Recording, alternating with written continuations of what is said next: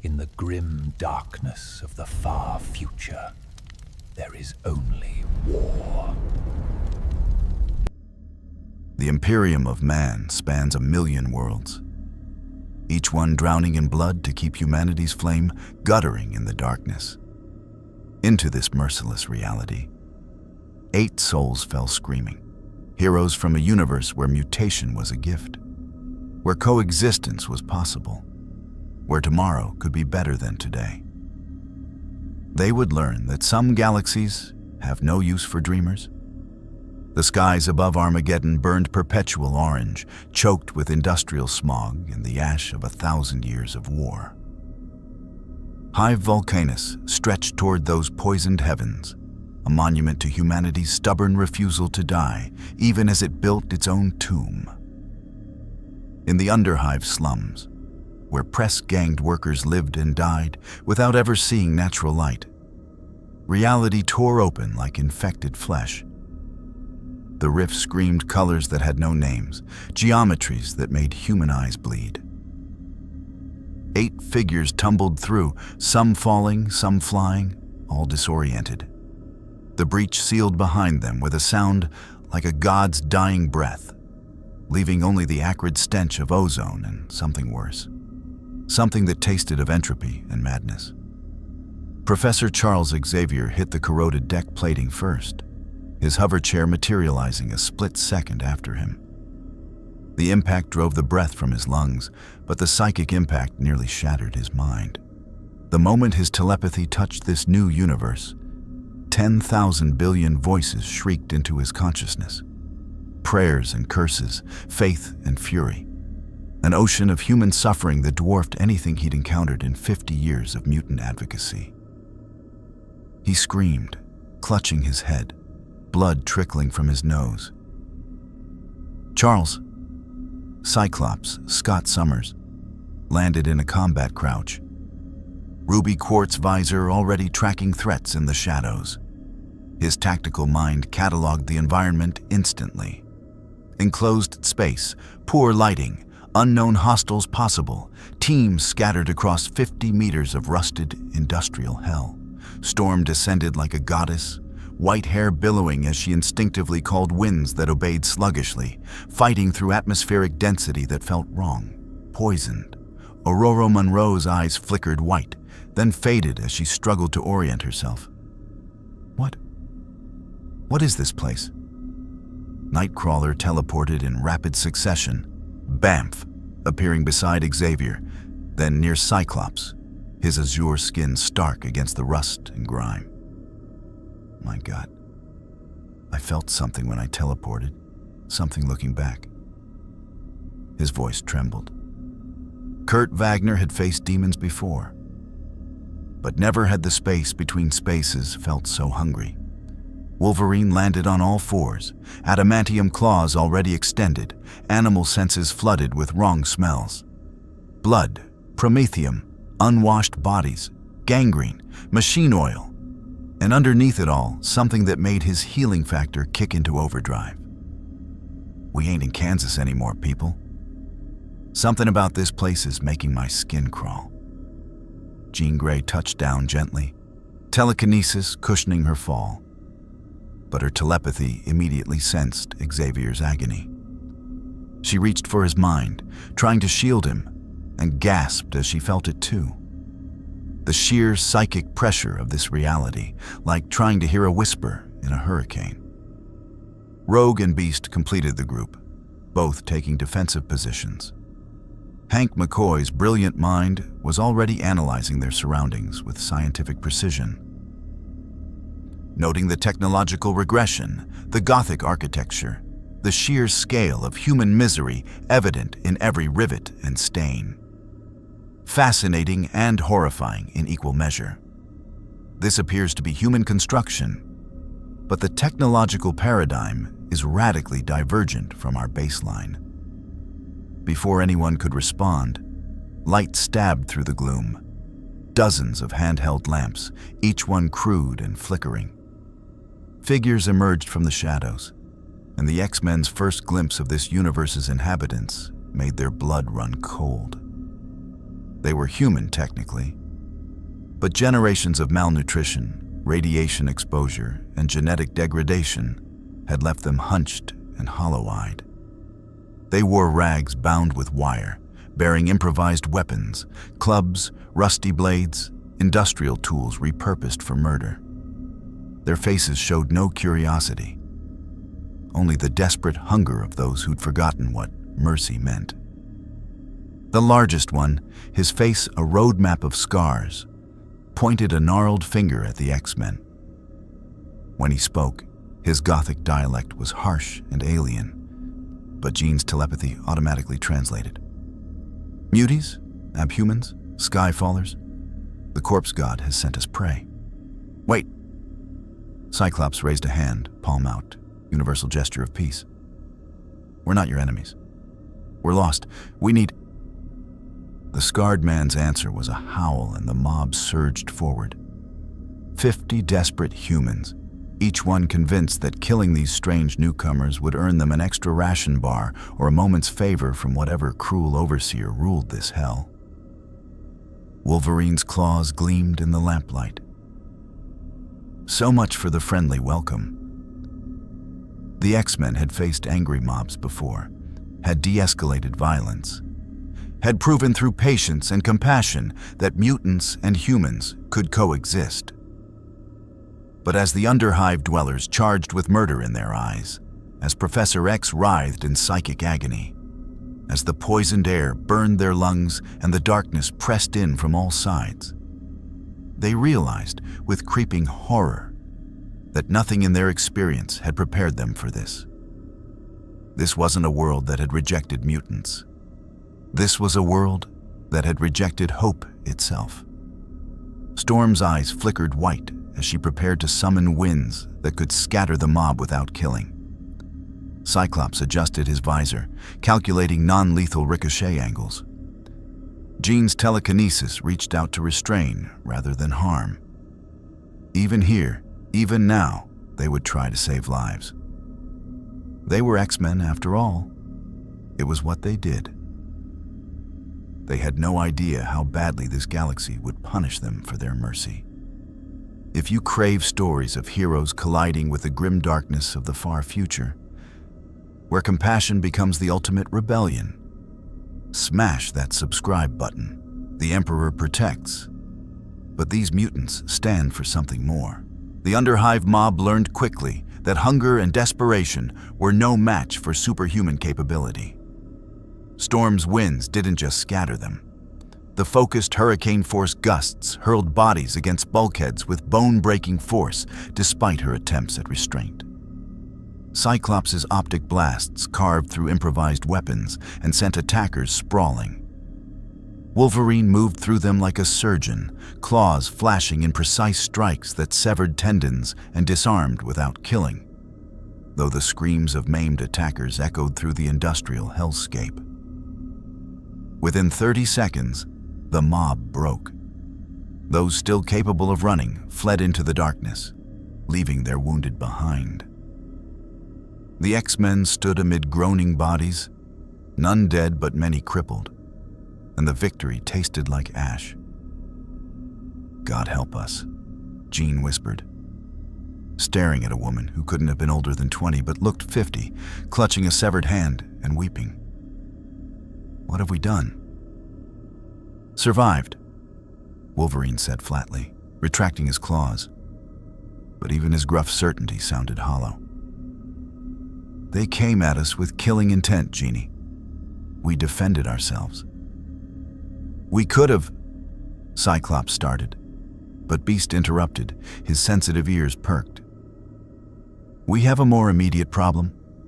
I'm detecting multiple approaching signatures. Heavy footfalls, mechanical augmentation, and what sounds distinctly like military cadence." Hank's brilliant mind worked frantically. If this society possesses even rudimentary organization, our display of force will have attracted official attention. Professor Xavier finally managed to lift his head, face pale and drawn. His telepathy was still reeling from the psychic assault of this universe, but he forced himself to focus. I can sense them. Minds like fortresses, trained and disciplined.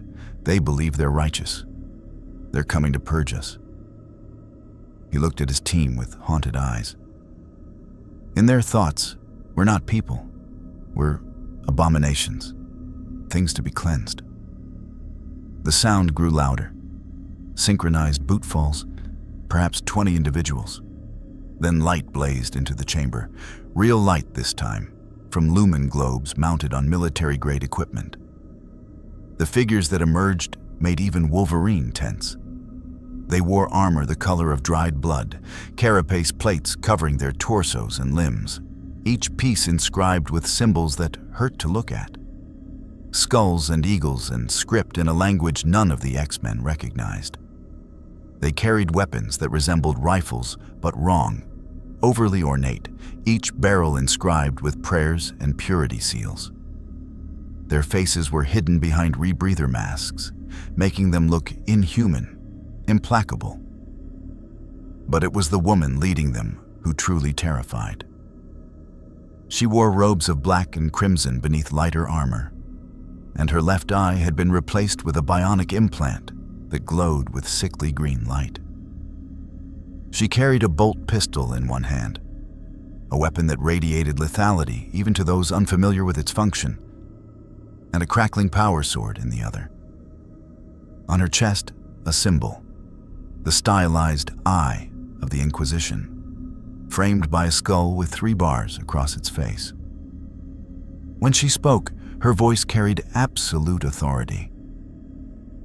"In the name of the God Emperor of mankind, you are hereby detained as suspected mutants, abhumans, and potential demonic manifestations. Resistance will result in immediate execution. Compliance will result in thorough investigation before execution." She paused, her human eye scanning the X-Men with cold assessment. "I am Interrogator Silas, Ordo Hereticus. You have 30 seconds to surrender or be purged." Cyclops stepped forward, hands still raised peacefully. Years of diplomacy with hostile governments kicked in automatically. "We mean no harm. We're not from this world. We don't even know where we are. If you'll just listen." 20 seconds. Silas didn't even blink. Her soldiers raised their weapons, and each one now aimed at a different X-Men. The message was clear. They'd calculated firing solutions for the entire team. Jean reached out with her telepathy, desperate to establish understanding, to show their peaceful intent. The moment her mind touched Silas's, she recoiled as if burned. The interrogator's thoughts were a fortress indeed, wrapped in prayer and certainty and absolute faith that anything not purely human deserved only death. Worse, Jean felt something else. Silas had psychic training herself, basic but effective, and she'd detected the intrusion. "Psychic assault!" Silas barked. "Null field now." One of the soldiers activated a device on his belt. Reality seemed to shudder, and suddenly John felt her powers dampening. Professor X gasped in pain as his telepathy was smothered, and even Storm felt her connection to the atmosphere weaken. The effect had a limited range, perhaps 10 meters, but it was expanding. "That's it," Wolverine growled. "I'm done playing nice with the religious nuts." He started forward, claws extending. "Logan? No!" Scott grabbed his shoulder. "We can't fight everyone in this place. We need to..." The bolt pistol's roar cut him off. Silas had fired, not at Wolverine, but at the ceiling above him. The mass reactive shell detonated, bringing down a ton of corroded metal. Only Wolverine's reflexes saved him, diving backward as the debris crashed down where he'd stood. 10 seconds, Silas said calmly. "I will not repeat myself again." Nightcrawler teleported beside Xavier's chair, prepared to evacuate the professor. Rogue flexed her fists, absorbed powers making her strong enough to bend the steel around them. Beast calculated trajectories, planning an escape route through the industrial maze. Storm tried to summon winds despite the null field suppression. They were X-Men. They'd face Sentinels, Master Mold, even gods. They didn't surrender to bigots with guns. But something in Silas's eyes, the absolute certainty, the complete absence of doubt or mercy, gave even Cyclops pause. This wasn't a fanatic who could be reasoned with, or a politician who could be swayed. This was a true believer in a cause that had no room for mutation, deviation, or difference. 5 seconds. Professor Xavier's voice cut through the tension, weak but commanding. Stand down, all of you. He looked at his team, blood still trickling from his nose. We surrender. Charles, you can't be... Scott started. I said stand down. The professor's tone allowed no argument. He met Silas's gaze steadily. We'll submit to your investigation. We're not your enemies. We'll prove it. Silas studied him for a long moment, her augmented eye whirring as it analyzed him. Finally, she nodded. Bind them. Psychic inhibitors on the telepaths. If any of them manifests powers, execute them immediately and incinerate the corpses. We take no chances with the taint. As the soldiers moved forward with manacles that crackled with suppressive technology, as they locked psychic dampeners around Xavier and Jean's heads like crowns of thorns, as they separated the team and bound each one with suspicious efficiency, the X-Men shared looks of mounting dread. They'd fought for mutant rights for years. They'd believed that understanding could bridge any divide, that prejudice could be overcome with patience and proof of good intent. But as interrogator Silas led them deeper into Hive Volcanus, toward whatever dark inquisition awaited, they began to understand a horrible truth. They'd fallen into a universe where prejudice wasn't a social problem to be solved. It was holy law, enforced at gunpoint, and backed by an empire that had survived 10,000 years by perfecting the art of sanctified murder. The X-Men had always fought to protect a world that feared them. Now they'd have to survive a galaxy that wanted them dead. The inquisitorial detention block existed in a state of perpetual twilight, lit by flickering lumen strips that cast everything in shades of sickly yellow and deep shadow. The X-Men had been separated, each placed in individual cells barely large enough to stand in. The walls covered in script that made Jean's head throb even through the psychic dampener. Later, Beast would recognize the high Gothic prayers as crude but effective warding against warp influence. Professor Xavier sat in his hover chair in the largest cell, the psychic inhibitor around his skull feeling like a vice tightening with each breath. But even dampened, his telepathy couldn't be completely suppressed, not at his level. The whispers still came through, muffled and distorted, like hearing voices underwater. And the whispers were screaming. He'd touched billions of minds in his lifetime, witnessed humanity's heights and depths, but nothing had prepared him for the sheer scale of suffering that permeated this reality. Somewhere above, millions toiled in manufactorums, their thoughts ground down to numb acceptance of endless labor. Beyond the hive walls, he sensed war. Not a battle, but a permanent state of existence. Generations born into conflict and dying without ever knowing peace. And underneath it all, a bass note of absolute faith. Billions of voices crying out to something called the God Emperor, begging for salvation that would never come. How did it come to this? He whispered to the darkness. What happened to these people? The cell door opened with a pneumatic hiss. Interrogator Silas entered, accompanied by 2 soldiers and a figure that made Xavier's breath catch. The man wore red robes decorated with gear-shaped symbols, his face half flesh and half machine, one eye a glowing ocular implant, one arm entirely replaced with intricate bionics. When he moved, servos whirred and data streams flickered across his visible augmentations. Magos Biologist Hexen, Silas introduced without preamble. He will conduct the preliminary examination to determine if you are human, abhuman, xenos, or something worse. I assure you we're human, Xavier said carefully, keeping his voice level despite the pain radiating through his skull. We're from Earth, just not your Earth. We traveled here accidentally through a dimensional breach. Magos Hexen's response was a burst of binary cant, his Vox speaker translating a moment later. Dimensional breach protocols undefined. Running analysis. He approached with a handheld device that hummed with energy, scanning Xavier with multiple sensor arrays. Genetic structure. Baseline human with significant deviations. Chromosomal anomalies detected. Designation, mutant.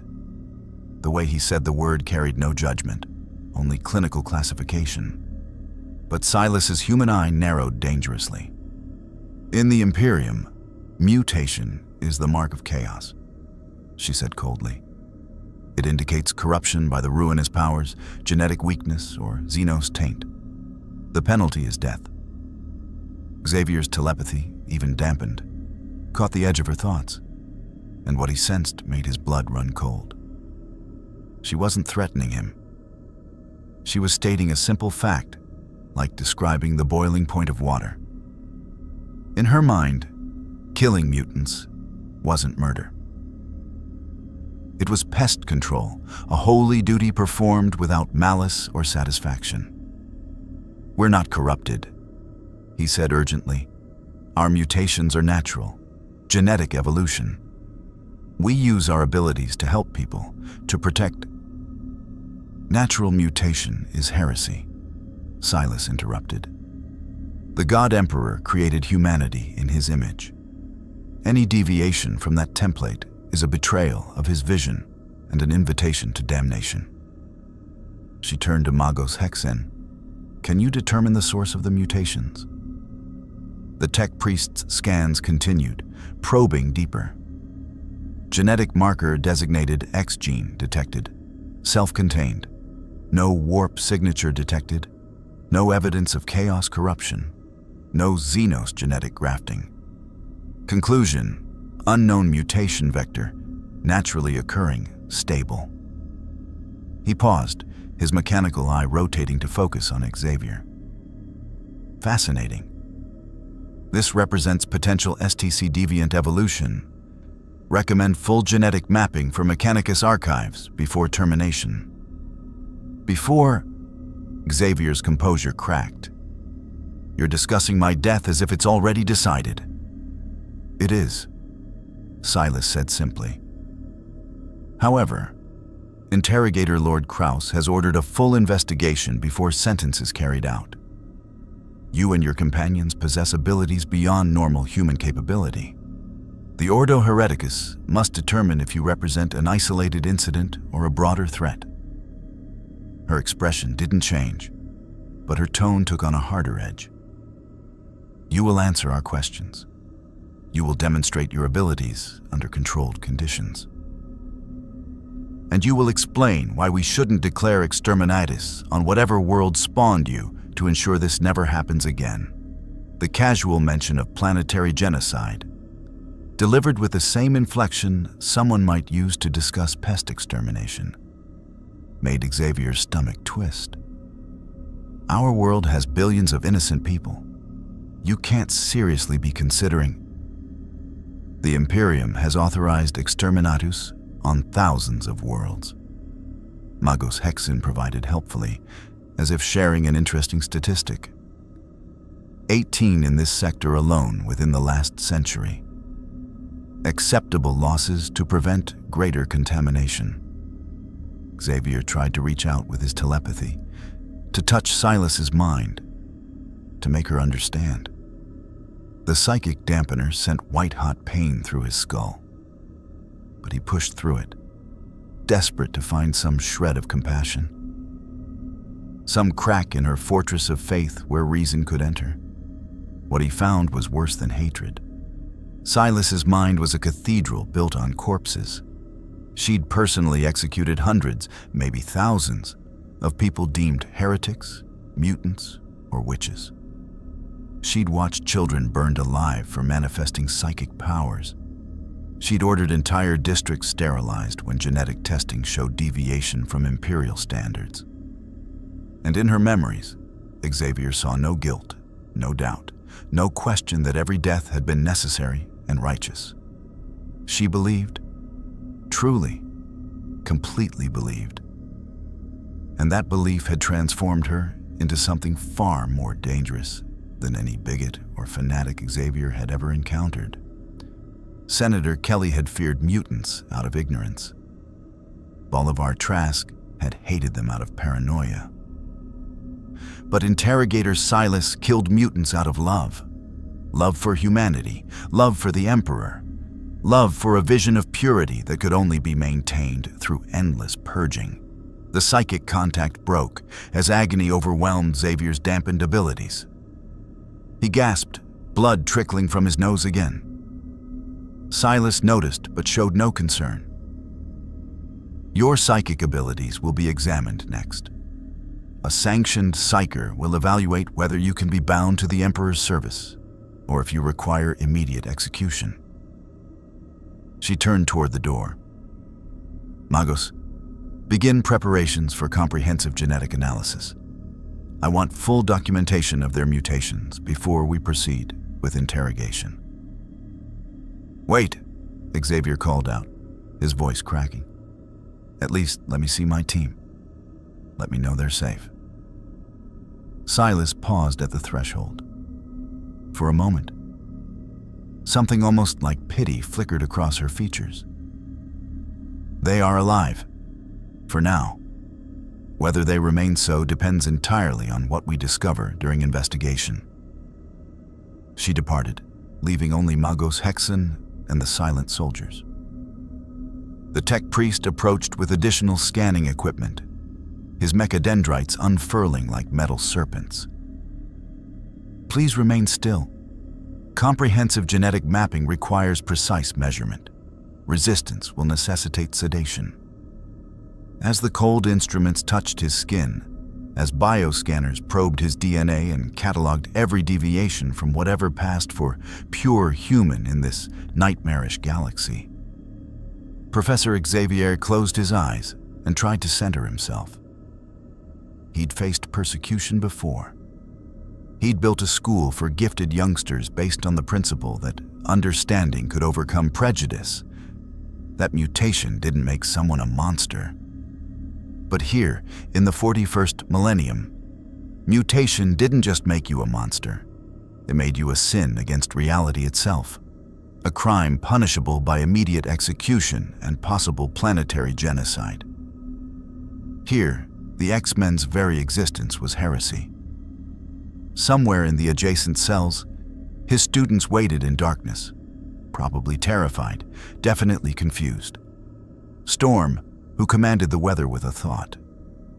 Wolverine, whose healing factor had sustained him through a century of violence. Joan, whose telekinesis and telepathy marked her as exactly the kind of witch this Imperium burned without trial. They'd come to this universe by accident, but now they were here, trapped in a galaxy that had codified prejudice into religious law and backed that law with weaponry capable of exterminating worlds. The question wasn't whether they could survive. The question was whether they could remain X-Men, champions of coexistence and hope, in a universe that had forgotten both concepts existed. Through the psychic dampener's pain, through the crushing despair of billions of suffering minds, Xavier sent out the only message he could manage.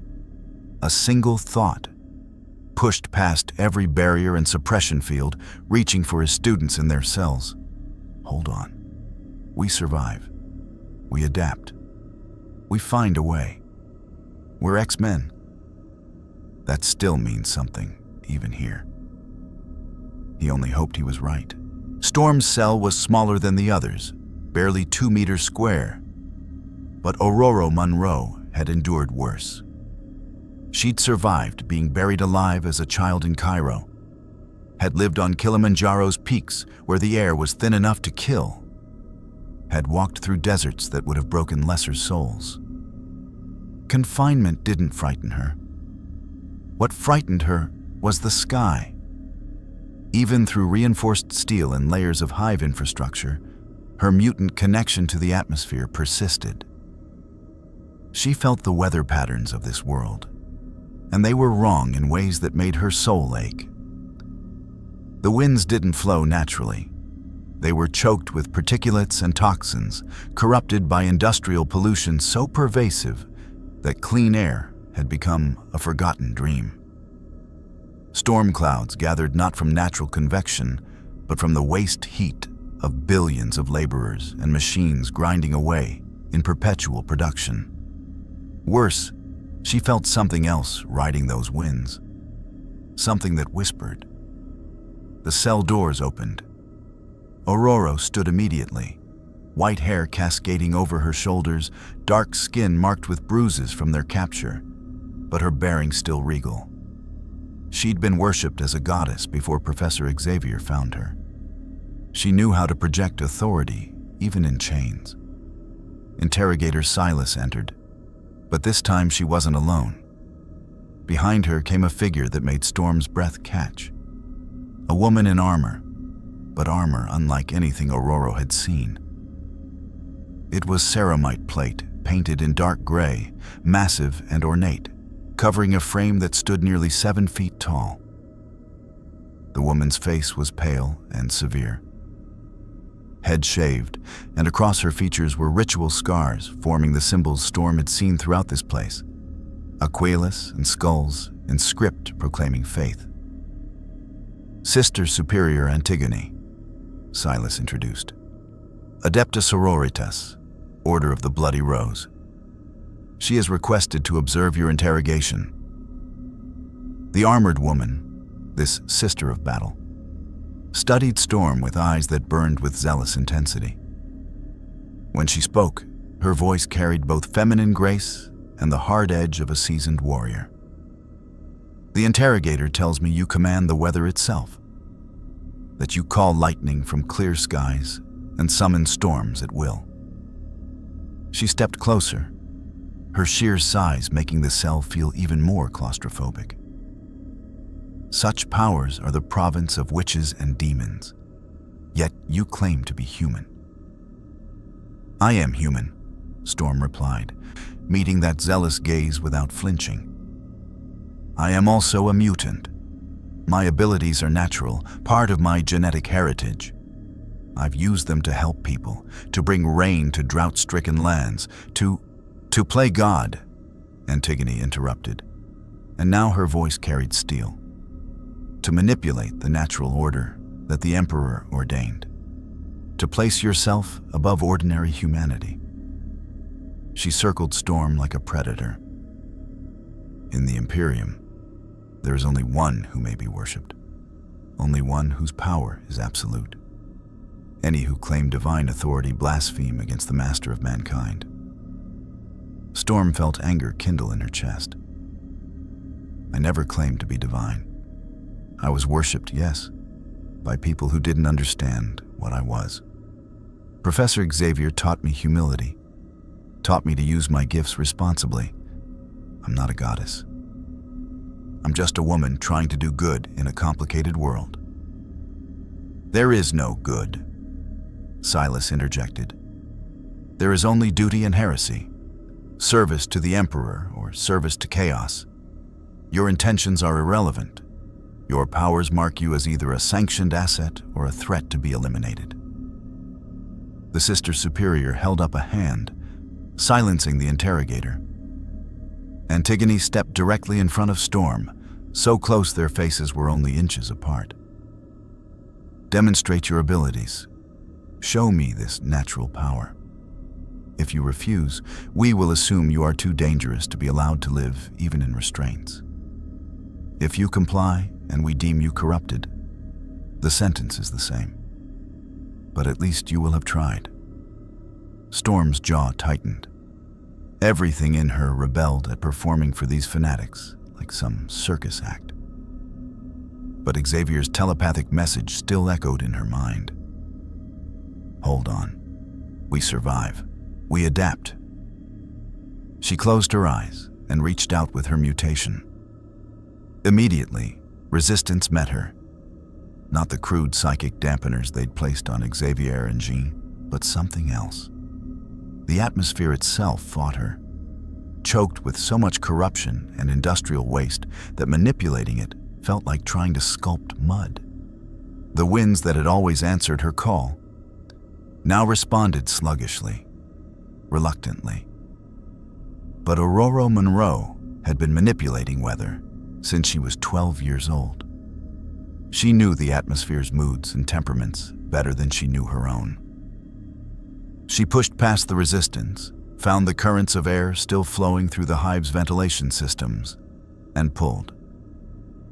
The temperature in the cell dropped 10 degrees in seconds. Frost formed on the walls. Static electricity crackled through the air, making Silas's hair stand on end. And then, impossibly, moisture condensed from the recycled atmosphere, not enough for rain, but enough for a small cloud to form near the ceiling, gray and heavy with promise. Thunder rumbled, just a distant growl, but unmistakable. Antigone's eyes widened, not with fear, Storm realized, but with religious ecstasy. By the throne, she breathed. She commands the very air. Sister Silas, do you see? This power. She turned back to Storm, and now her expression was complex. Part awe, part suspicion, part something that might have been respect. In the hands of the faithful, such ability could serve the Emperor's cause. Weather control could break sieges, disperse Orkish hordes, even clear worlds for colonization. I won't be your weapon, Storm said quietly but firmly. I've fought against people who wanted to use me as a tool of war. I won't become what I've spent my life opposing. The Sister Superior's expression hardened. Then you are a fool. In this galaxy, there are only two choices: serve or die. The Imperium has no place for those who cling to neutrality. She glanced at Silas. What is your assessment, interrogator? Silas consulted a data slate, her augmented eye flickering as it processed information. No warp taint detected in her cell. The atmospheric manipulation shows no psychic signature. It appears to be a purely physical phenomenon, biological manipulation of electromagnetic and thermal gradients. Magos Hexen classifies it as stable mutation, non-chaos derived. She looked up. By strict definition, she is an abhuman. Imperial law allows for sanctioned abhuman populations if they serve the Imperium's needs. Abhuman, Storm repeated, tasting the word and finding it bitter. Another way of saying I'm not quite human enough for your perfect vision. Precisely, Antigone said, not recognizing the anger in Storm's tone. But useful abhumans are permitted to live, to serve, to die for the Emperor's glory.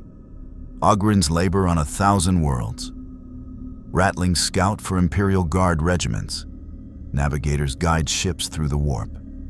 Each serves according to their nature. She placed a gauntleted hand on Storm's shoulder, the gesture almost gentle despite its weight.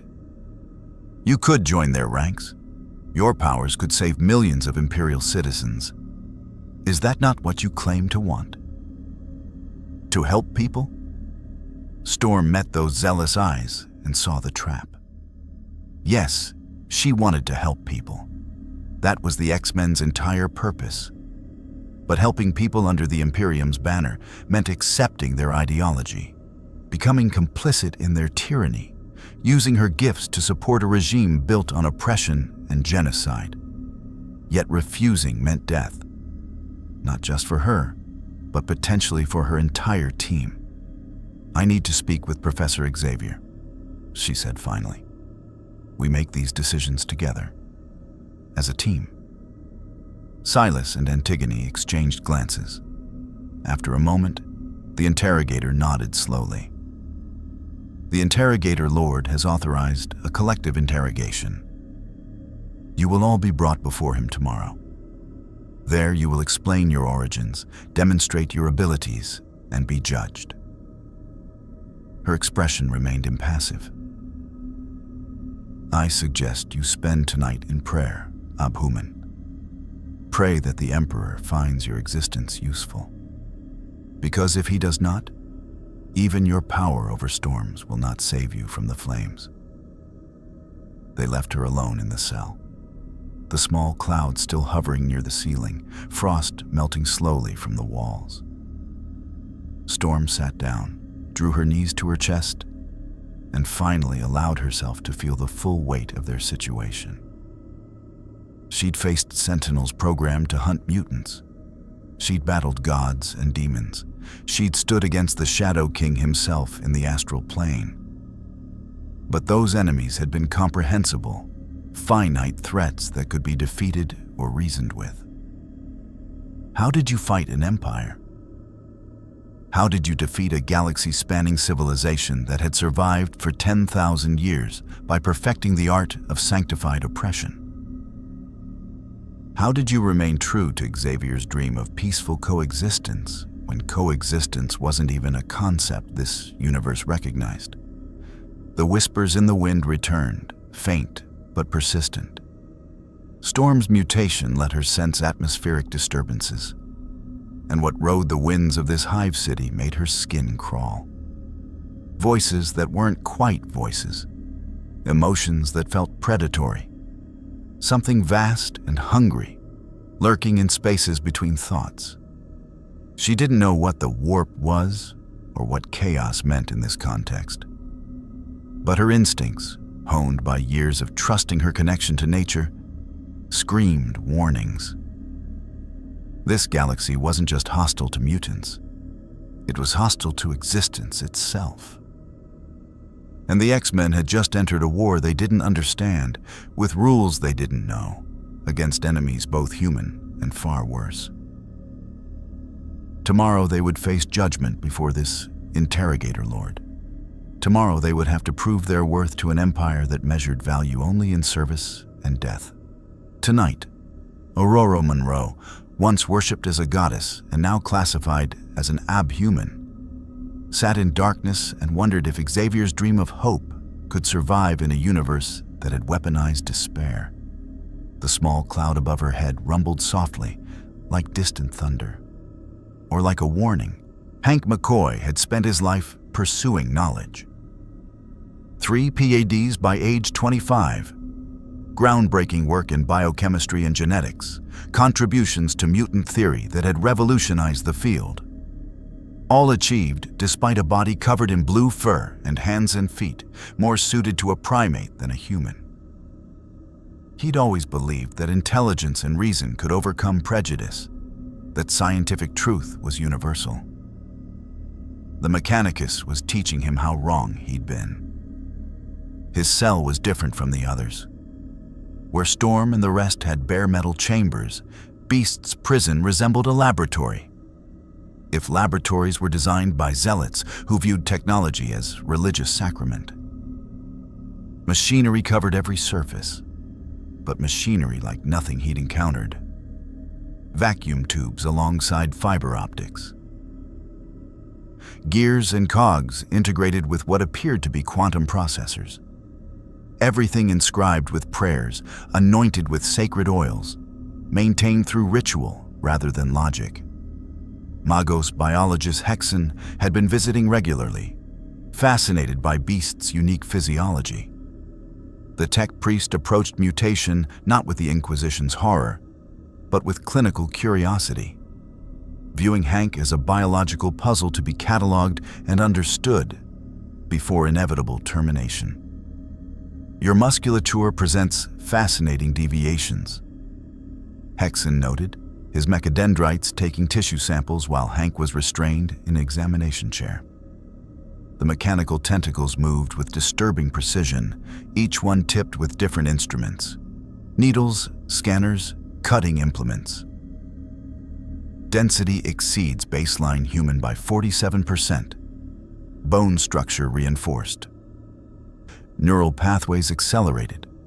Primate characteristics integrated seamlessly with human cognitive architecture. "I appreciate the professional assessment," Beast replied, his voice strained but maintaining his characteristic eloquence. "Though I'd prefer it didn't come with the implicit death sentence. Tell me, Magos, in your empire's entire history, has no one considered that genetic diversity might be beneficial?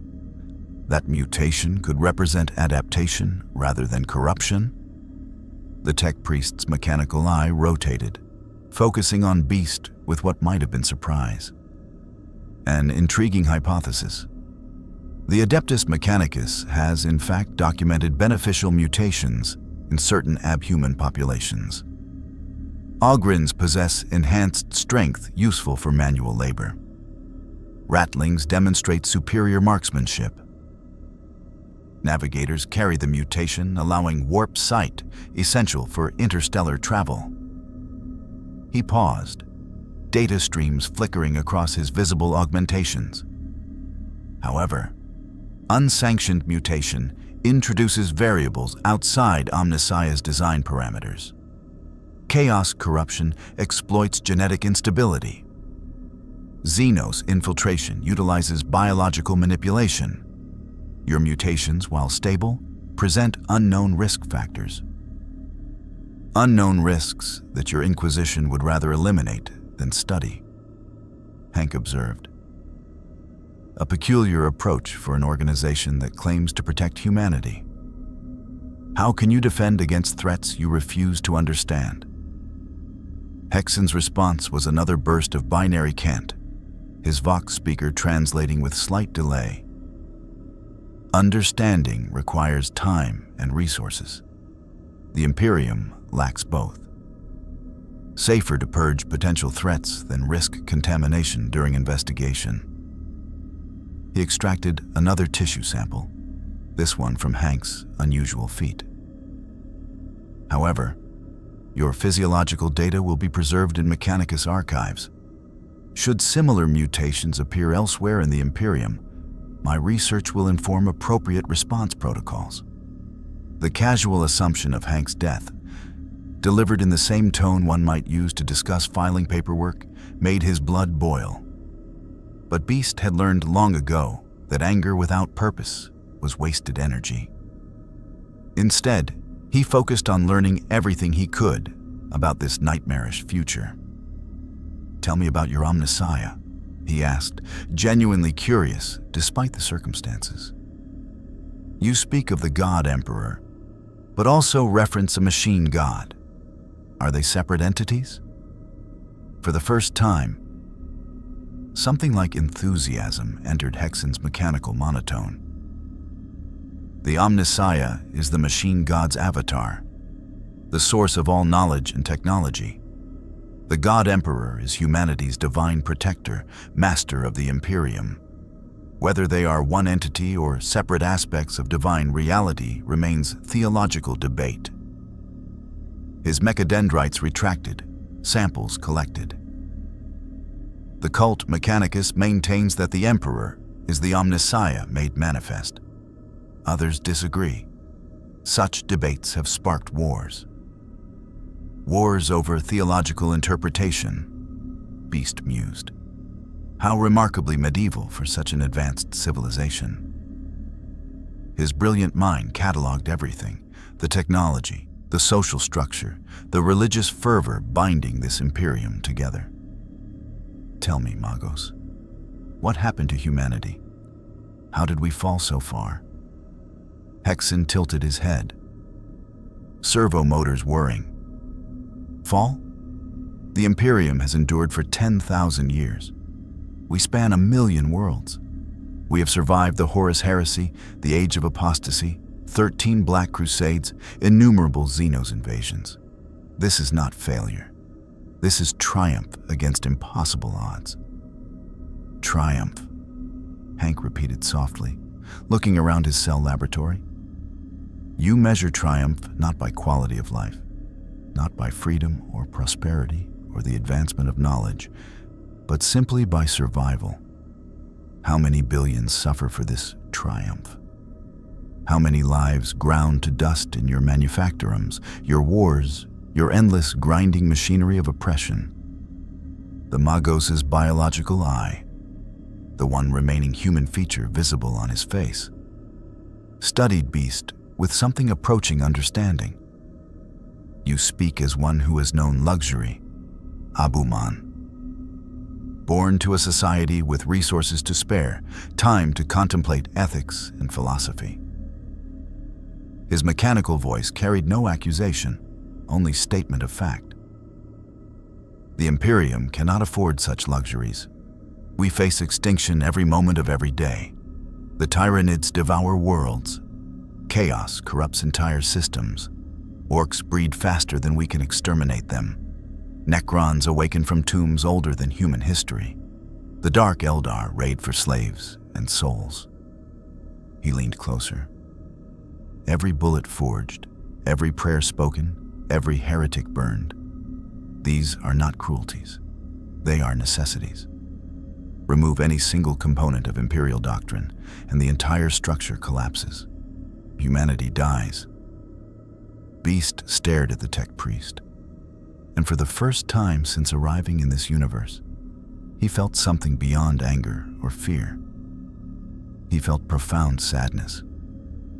Because Hexen believed every word, not with the zealot's blind faith, but with the scientist's cold analysis. The Magos had calculated the odds, examined the evidence, and concluded that the Imperium's brutality was mathematically justified. That oppression was the optimal solution to an impossible equation. What about hope?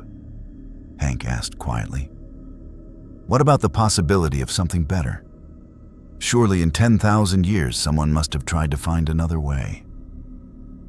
Many have tried, Hexen replied, beginning to pack his instruments.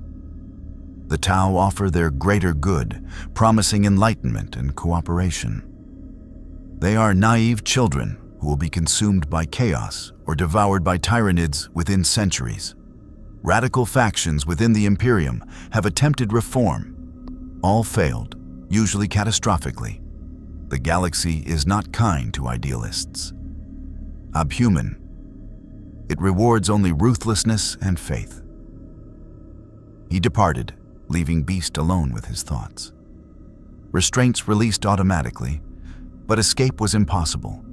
The cell was sealed, monitored, and undoubtedly defended by measures Hank hadn't yet identified. For hours, he sat in darkness, his brilliant mind working through everything he'd learned. The Imperium's technology was simultaneously advanced and regressed. They possessed weapons capable of destroying planets, ships that traveled faster than light, genetic engineering that should be impossible. Yet they'd lost the knowledge to create or maintain much of it, treating technology as holy relics rather than tools to be understood and improved. It was a civilization in decline, he realized, slowly dying over millennia, desperately clinging to the glory of an ancient past. Too afraid to innovate because innovation meant risk, and risk meant potential extinction. They'd traded progress for stability, freedom for survival, hope for faith. And they'd made that trade so long ago that entire generations had forgotten alternatives existed. The cell door opened again. This time, Interrogator Silas entered accompanied by guards. You will be moved to the main interrogation chamber. Interrogator Lord Kraus has concluded his investigation of the warp anomaly that brought you here. Tomorrow, you and your companions will face final judgment. Judgment, Beast repeated, standing to his full height. Even hunched, he towered over the guards. Based on what criteria? What laws have we broken? What crimes committed beyond the accident of our existence? Unauthorized mutation is crime enough, Silas replied.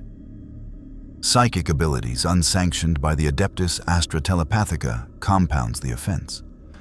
Unknown origin suggests potential Xenos contamination or chaos taint. She consulted her data slate.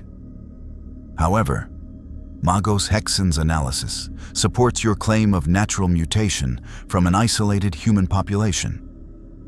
This information will be presented to the Interrogator Lord. Your fate depends on whether he deems you useful enough to the Imperium to offset the risk you represent. And if he doesn't? Hank already knew the answer, but needed to hear it stated plainly. Execution by bolter, followed by cremation of remains. Standard procedure for unsanctioned abhumans and potential heretics. Silas said it without emotion, as if discussing the disposal of laboratory samples. I have conducted 347 such executions personally. Most were guilty, some were merely unlucky. The God Emperor judges all in the end. Guards moved forward with manacles designed for someone of Beast's size and strength. As they locked the restraints around his wrists, heavy chains that crackled with power fields designed to incapacitate if he resisted. Hank McCoy reflected on the bitter irony of his situation. He'd spent his life proving that mutants could contribute to society, that intelligence and compassion could bridge the gap between Homo sapiens and Homo superior. He'd believed that reason would eventually overcome prejudice. But here, in the 41st millennium, prejudice wasn't a social disease to be cured. It was survival strategy, refined over 10,000 years of cosmic horror. The Imperium didn't fear mutants because they were different. They feared mutation because in this galaxy, difference meant corruption, and corruption meant damnation. And the truly terrifying part, after hearing Hexen describe the threats facing humanity, the Tyranids, Chaos, Necrons, and countless others, Beast couldn't entirely disagree with their logic. When extinction was the alternative, when every moment was a struggle for survival, when the galaxy itself seemed designed to destroy humanity through 1,000 different vectors. Perhaps the Imperium's brutal efficiency was the only thing keeping humanity alive. The thought made him sick, but he couldn't dismiss it. As they led him through dark corridors toward whatever judgment awaited, Dr. Henry Philip McCoy, genius scientist and defender of mutant rights, wondered if the X-Men's greatest challenge wouldn't be surviving this universe. It would be keeping their principles intact while navigating a reality that punished compassion and rewarded cruelty. Xavier's dream of peaceful coexistence had always seemed difficult but achievable. Here, it might be genuinely impossible. And Beast, who had always believed in the power of knowledge and reason, was beginning to understand why this Imperium had abandoned both in favor of faith and fire. Because when gods and demons were real, when entire species existed solely to exterminate humanity, when the universe itself was hostile to life, maybe barbarism wasn't failure. Maybe it was the only way to survive. Logan had been in worse prisons. The Weapon X facility, Magneto's plastic cells, the adamantium tank where they'd drowned him repeatedly to test his healing factor. Hell, he'd been buried alive in Japan for 6 months once. That had been a particularly bad spring. But this place? This place had a special kind of wrong to it. His cell was bare metal, 10 feet by 10 feet, no windows. They'd tried to chain him initially, but after he'd snapped 3 sets of restraints and his healing factor kept regenerating through the power field burns, they'd given up. Now they just sealed the door and monitored him through a vision slit. Smart. Logan would have done the same. What bothered him wasn't the confinement. It was the smell. His enhanced senses picked up everything the others couldn't. The underlayers of this hive city's rot. Old blood baked into deck plating, chemical residue from weapons that dissolved flesh, the sour, sweet stench of mass graves somewhere below. But underneath all that, something worse. Something that made his healing factor kick into overdrive, even though he wasn't injured. Like his body recognized a threat his mind couldn't quite identify. It smelled like corruption, not physical decay, but something spiritual, fundamental. Like reality itself was going septic. The door opened without warning. Logan's claws extended on instinct, snicked, 3 adamantium blades erupting from each fist. He crouched, ready for whatever came through. What came through made him pause. The man was massive, easily 7.5 feet tall, wearing armor that looked like it had been forged in hell and quenched in blood. Gray ceramite plates covered every inch of him, decorated with wolf pelts, bone totems, and symbols that hurt to look at. His face was weathered and scarred, with fangs that were definitely not natural human dentition. When he moved, it was with the predatory grace of an apex predator. Behind him came 2 more like him, warriors in similar armor, each one carrying weapons that could have doubled as ship components. Bolters. Logan's accelerated brain supplied, recognizing the design from when Silas had fired earlier. These ones were bigger, meaner, decorated with wolf motifs and combat honors. The lead warrior studied Logan with eyes that were amber gold, almost lupine. When he spoke, his voice was a deep rumble with an accent that reminded Logan of Norse Vikings. So, the rumors are true. You heal like we do. Logan's nostrils flared, processing this newcomer's scent. Human, but modified. Genetic augmentation beyond anything Logan had encountered. And underneath it, the same wild, feral edge that Logan recognized in himself. The beast barely contained beneath civilized veneer. "Who the hell are you?" Logan growled, keeping his claws extended. Hrolf Blackmane, Wolf Guard of the Space Wolves chapter, Adeptus Astartes. The giant warrior approached without fear, studying Logan like a particularly interesting specimen. The Inquisition contacted us about unusual prisoners. When they mentioned a warrior with metal claws and a healing factor that rivals a space marine's regenerative capabilities. He grinned, showing those elongated canines. I had to see for myself. Space Marine, Logan repeated, filing the term away. That what you are? Some kind of super soldier? The God Emperor's finest warriors, one of the other space wolves provided, pride evident in his tone. Gene-forged and enhanced, created to defend humanity against Xenos, heretics, and demons. Rolf waved his companion to silence, not taking his eyes off Logan.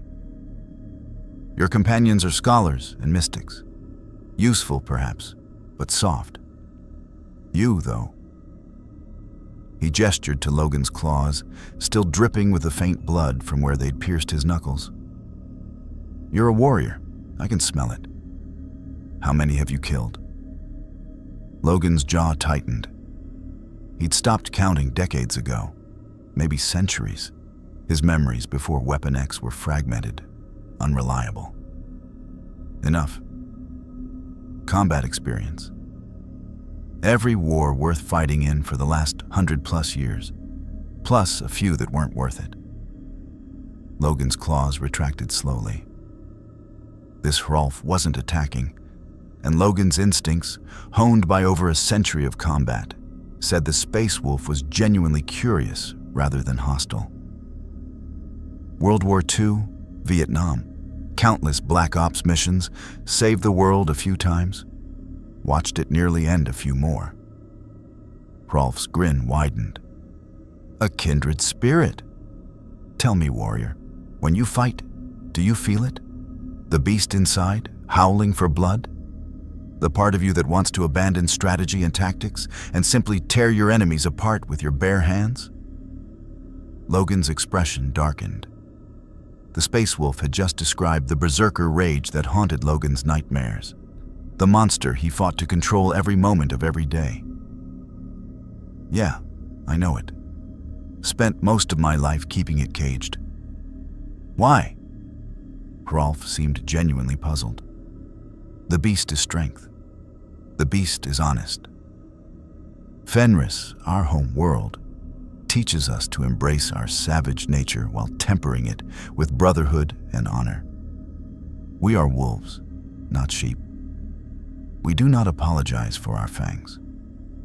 One of the other space wolves stepped forward, this one slightly smaller, but still massive. Brother Hrolf, the Inquisition has already classified these prisoners as potential heretics. Fraternizing with them, the Inquisition classifies everyone as potential heretics. Hrolf interrupted dismissively. It's their nature to see corruption everywhere. But I know warriors when I smell them. And this one, he pointed at Logan. This one has the wolf in him. Different from Arcanus Helix, but the same spirit. Logan's enhanced hearing caught something in the Space Wolf's tone. Respect, but also calculation. You're recruiting. That's what this is. You think you can add me to your little warrior club. The Space Wolves do not recruit adults, the smaller Space Wolf explained. Aspirants must be taken young before their bodies fully mature to accept the gene seed implantation. Even then, most die during transformation. Only the strongest survive to become Adeptus Astartes. But you, Hrolf continued, are already enhanced, already a warrior, already possessing capabilities that approach Astartes level. The question is whether you serve the Emperor or only yourself. He leaned closer, and Logan caught the scent of blood, promethium, and something wild. The Inquisition will execute you and your pack tomorrow if you cannot prove your usefulness. Soft scholars and weather witches might convince them to serve as Imperial assets. But a warrior? You need to prove you can fight for humanity, not against it. Humanity, Logan snorted. From what I've seen, your Imperium treats humanity like disposable ammunition. Those people in the Underhive, living in filth, desperate enough to attack strangers for a scrap of food? That's what you're defending? Hrolf's expression didn't change, but something flickered in those amber eyes. Acknowledgement, maybe even agreement. The Imperium is not perfect. It is brutal, oppressive, often cruel, but it is also all that stands between humanity and extinction. He straightened to his full height. You think you've seen war, Wolverine? You've seen nothing. Ork was that consume entire sectors. Tyrannid hive fleets that devour worlds down to bedrock. Chaos war bands that corrupt entire populations and turn them into demon-worshipping madmen. Necrons that awaken from tombs and exterminate every living thing they encounter. Sounds like hell, Logan admitted. It is hell, the smaller Space Wolf confirmed. It has been hell for 10,000 years, and it will be hell for 10,000 more. This is the reality of the 41st millennium. The Imperium survives not because it is good, but because it is necessary. Logan processed this, his tactical mind working through implications. Everything he'd seen since arriving supported their claims. The scale of fortification, the militarization of society, the religious fervor binding everything together. This wasn't a civilization that had chosen brutality. It was one that had been forced into it by circumstances beyond imagining. But that didn't make it right. Back home, Logan said carefully, I work with people who believe in something better. Xavier thinks humans and mutants can coexist peacefully. That understanding can overcome fear. that we don't gotta kill each other to survive. He met Hrolf's gaze steadily. Sounds like your Imperium gave up on that a long time ago. Coexistence. Hrolf tested the word like tasting unfamiliar food. With Xenos? With mutants? With those touched by chaos? He shook his head slowly. Your Xavier is either a saint or a fool. Possibly both. The galaxy does not reward such optimism. Maybe not, Logan conceded. But that doesn't mean we stop trying. I've done a lot of killing in my time, more than I can ever make up for. But I'm trying to be better. To protect people instead of just cutting them down. That's what the X-Men are about. The Space Wolves exchanged glances. Finally, Hrolf spoke again, his tone more serious. Tomorrow, you will face Interrogator Lord Kraus. He will decide if you live or die. My counsel: demonstrate your combat capabilities. Show that you can serve the Emperor's cause. Accept that your idealism must adapt to harsh reality. He paused. Or die as a dreamer. The choice is yours, Wolverine. And if I don't want to serve your Emperor? Logan asked bluntly. If I decide this Imperium is just another tyranny that needs to be torn down? Hrolf's hand moved to the chainsword at his belt, not threatening, just ready.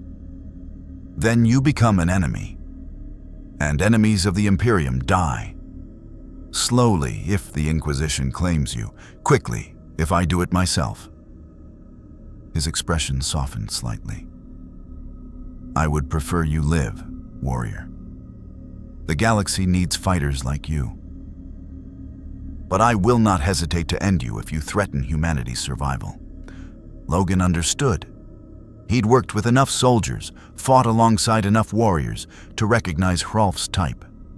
The Space Wolf wasn't evil. He was pragmatic, shaped by a reality so hostile that compassion had become luxury humanity couldn't afford. Under different circumstances, Logan might have even liked him. But liking someone didn't mean agreeing with them. I'll think about your offer, Logan said finally. But don't expect me to roll over and play lapdog. That ain't who I am. Hrolf's grin returned, full of teeth and genuine amusement. Good. The Space Wolves have no use for lapdogs. We are wolves, fierce and loyal to our pack. If you prove yourself tomorrow, perhaps you will earn the right to run with us. He turned to leave, his battle brothers following. Oh, and Wolverine? A word of advice from one predator to another. Yeah. This galaxy will try to break you. It breaks everyone eventually, even Astartes. Some shatter into madness, others harden into monsters. The strongest find something worth protecting and hold on to it with everything they have. He looked back over his shoulder. Find your pack. Protect them. Everything else is just survival. The door sealed behind the Space Wolves, leaving Logan alone with his thoughts. He'd met a lot of enhanced warriors in his time. Captain America, the Avengers, countless super soldiers, and government experiments. But the Space Marines were something else entirely. Humanity weaponized and sanctified, turned into living instruments of war. They weren't just soldiers. They were zealots. And their zealotry was backed by capabilities that made them genuinely terrifying. And Hrolf was right about one thing. Logan knew warriors. He'd been one for over a century. He recognized the look in the Space Wolf's eyes, the weariness that came from endless combat, the burden of impossible duty, the grim acceptance that survival meant doing terrible things for ultimately defensible reasons. The Imperium had turned pragmatism into holy doctrine and brutality into sacrament. They'd created a civilization that could survive literally anything the universe threw at them, but at the cost of everything that made life worth living. Xavier's dream seemed impossibly naive in this context. peaceful coexistence? In a galaxy where entire species existed solely to exterminate humanity? Where gods and demons were real, where corruption could turn planets into hell, where survival was measured in millennia of grinding attrition. But Logan had never been one for giving up, even when the odds were impossible. He thought about his team, scattered throughout this prison. Chuck, with his telepathy nearly crippled by psychic overload. Jeannie, struggling with powers that this universe would classify as witchcraft, worthy of execution. Storm, trying to maintain her dignity while classified as subhuman. Hank, forced to confront a civilization that had weaponized ignorance. Scott, Rogue, Kurt, all of them trapped in a reality designed to punish everything they stood for. Hrolf had told him to find his pack and protect them. Logan had found his pack decades ago. And tomorrow, when they faced judgment before this interrogator lord, the X-Men would stand together. Not as Imperial assets, not as sanctioned abhumans, but as what they'd always been. Heroes who refused to accept that cruelty was the only answer, even when the entire galaxy insisted otherwise. Logan's claws extended again, snicked, gleaming in the dim light. He studied the adamantium blades that had carried him through a century of violence, through wars and black ops, and desperate struggles against impossible odds. Maybe the X-Men couldn't change this galaxy. Maybe Xavier's dream was genuinely impossible here. But they could survive. They could adapt. And maybe, just maybe, they could show these people that there were other ways to be strong besides endless brutality. Or they'd die trying. Logan had faced worse odds before. The interrogation chamber existed in a state of calculated terror. Vaulted ceilings disappeared into shadow 40 feet above, decorated with skulls and aquilas cast in bronze. Columns lined the walls, each one carved with the names of heretics purged and worlds cleansed. The floor was black marble, polished to mirror brightness, forcing prisoners to see their reflections as they approached judgment. At the chamber's far end, elevated on a dais of human bone, sat interrogator Lord Malachi Krauss. He was old, perhaps 70, perhaps older, preserved by juvenile treatments that kept his body functional while his face told the story of decades spent hunting heresy. Burn scars covered the left side of his head, where hair no longer grew. His right arm was bionic from the elbow down, the augmentation decorated with purity seals and scripture. He wore the black and red of the Ordo Hereticus, and his presence carried the weight of absolute authority.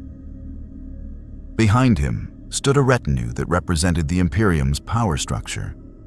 Interrogator Silas, her augmented eye glowing, Magos biologist Hexen, data streams flickering across his implants, Sister Superior Antigone, power armor gleaming, and Hrolf Blackmane with 2 other space wolves, their mere presence a statement of lethal capability. The X-Men were brought in together, finally reunited after days of isolation.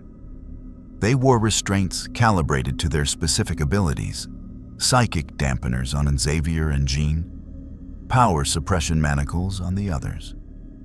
Guards positioned them in the center of the chamber, where the polished floor reflected their faces back at them, making it seem like they stood on an abyss. Professor Xavier's hoverchair hummed softly as he positioned himself at the front of his team.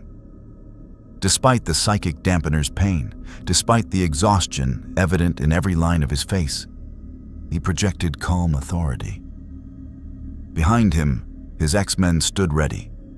Cyclops in tactical stance, Storm regal despite her chains, Wolverine coiled like a spring, Jean focusing past her dampener's agony, Beast analytical even in restraints, Rogue's absorbed strength held in check, Nightcrawler's faith visible in his bearing.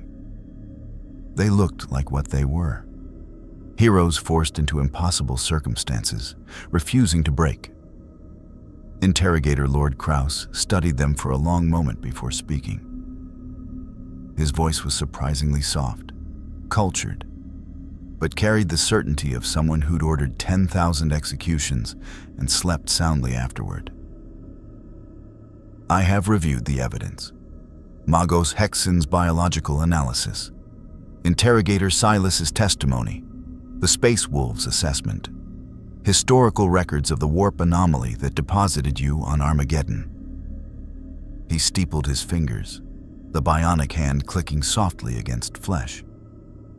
You are an unprecedented situation. Stable mutations with no chaos taint. Psychic abilities outside astronomical influence. Claims of dimensional travel that our tech priests confirm as theoretically possible. And perhaps most intriguing, a philosophy of peaceful coexistence between baseline humanity and abhumans. He stood, descending from the dais with measured steps. Each footfall echoed in the vast chamber. In my 40 years serving the Ordo Hereticus, I have encountered 10,000 variations of heresy. Chaos cultists who believed the ruinous powers offered salvation. Xenos sympathizers who thought aliens could be allies. Radical theorists who questioned imperial doctrine. Each one convinced their path was righteous. Each one wrong. He stopped directly in front of Xavier. Tell me, Professor Charles Xavier, why should I believe you are different? Xavier met his gaze steadily, speaking despite the psychic dampener's pain. Because we've proven it. For decades, my X-Men have fought to protect humanity, both mutant and baseline human. We've stopped genocides, prevented wars, saved millions of lives. We've faced our own demons and chose mercy over vengeance, understanding over hatred. We're not perfect, Lord Kraus, but we genuinely believe that coexistence is possible, that it's worth fighting for. Noble sentiments, Kraus acknowledged. Useless in practice. The Imperium tried coexistence once. During the Great Crusade, the Emperor sought to unite all of humanity, to bring compliance through diplomacy when possible. His expression darkened. Do you know what happened, Professor? His most beloved son, War Master Horus, was corrupted by chaos. Half the Space Marine legions turned traitor. The galaxy burned in civil war. Terra itself was besieged. The Emperor was nearly slain, forced to sit the Golden Throne for 10,000 years, a living corpse sustaining the Astronomicon while his Imperium slowly dies around him. The weight of that history pressed down on the X-Men. 10,000 years of this? 10 millennia of endless war, built on the ashes of an idealistic dream that had failed catastrophically? That's why we don't do coexistence, Kraus continued. That's why we purge the mutant, the heretic, the alien. Because trust failed us once, and that failure nearly extinguished humanity. We cannot afford to be wrong again. So you'd rather guarantee suffering than risk hope? Jean spoke up, her voice strained but defiant. Lord Kraus, I'm a telepath. Even through this dampener, I can feel the psychic weight of your Imperium. Billions of souls drowning in misery, crying out for salvation that never comes. Is this really the best humanity can achieve? Mere survival purchased with endless cruelty? Sister Superior Antigone's hand moved to her bolter. You dare question the Emperor's design, witch? Peace, sister. Kraus raised a hand. Let her speak. I would hear the heretic's full argument before I passed judgment. Jean straightened despite her restraints. I've touched the minds of murderers and saints, humans and mutants. I've seen the best and worst of what people can be. And I know this. Suffering doesn't make you strong. It just makes you broken. Your Imperium has survived for 10,000 years, yes. But at what cost? You've created a civilization that's forgotten how to dream, that's turned brutality into virtue, that measures success purely by the absence of extinction. Because extinction is the alternative, Magos Hexen interjected, his mechanical voice devoid of emotion. Calculation. The Imperium loses an average of 73 worlds per year to various threats. Tyrannid consumption, chaos corruption, Ork invasions, Necron awakening, Eldar raids, Dark Eldar slave-taking, Tau expansion, and internal rebellion. To maintain equilibrium, we must conquer 85 worlds annually. This requires brutal military efficiency, total resource mobilization, absolute ideological unity, and the elimination of all deviation that could weaken humanity's collective strength. Beast spoke up, his scientific mind engaging despite their predicament. So, you've created a system optimized for bare survival at maximum human cost. Fascinating from an evolutionary standpoint. You've essentially frozen humanity's development to prevent any change that might introduce systemic weakness. But Magos, surely you recognize this is unsustainable. Eventually, entropy will exceed your capacity to compensate. The Imperium is dying slowly rather than adapting. Better to die slowly over millennia than quickly over decades, Hexen replied.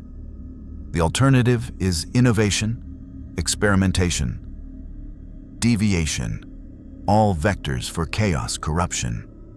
The standard template construct systems we've lost cannot be recreated because the knowledge risks empowering forces that would destroy humanity entirely. Storm's voice rang out, carrying the authority she'd once wielded as a goddess. So you live in fear. You've built an entire civilization on terror, fear of change, fear of difference, fear of tomorrow. And you call this strength? Hrolf Blackmane laughed, a sound like distant thunder. The Weather Witch has spirit. I like that. But spirit without understanding is just noise. He stepped forward, addressing Storm directly. You speak of fear as weakness.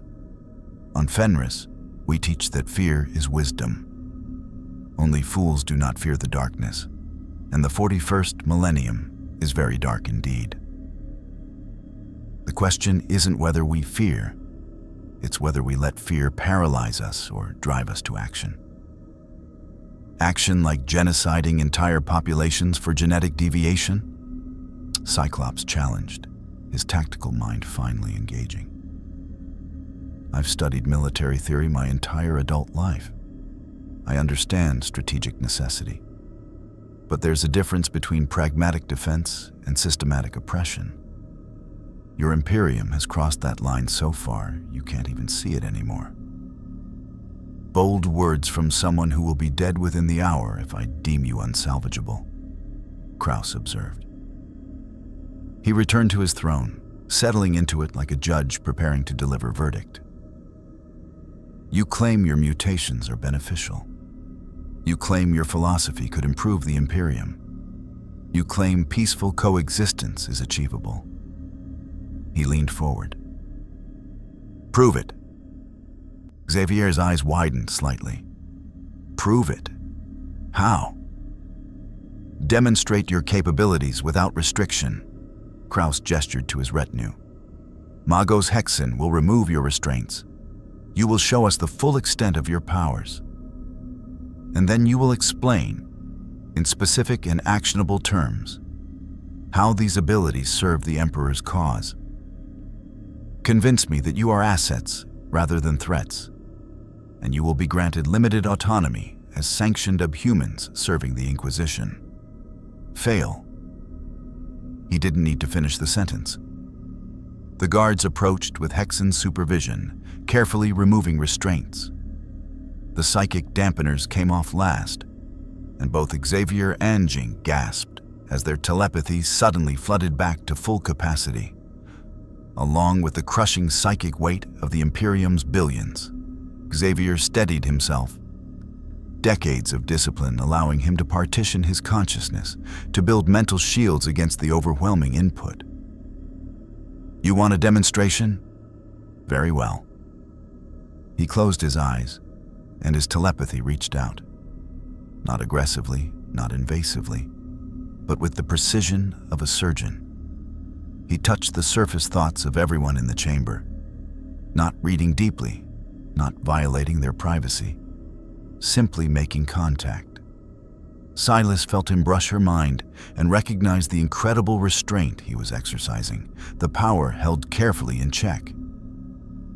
Hexen's augmented consciousness registered the psychic signature and calculated its potential applications. Antigone felt the touch and recognized it as fundamentally different from chaos corruption. This was ordered, controlled, human. Telepathy, Xavier said softly, opening his eyes. I can coordinate entire teams across vast distances.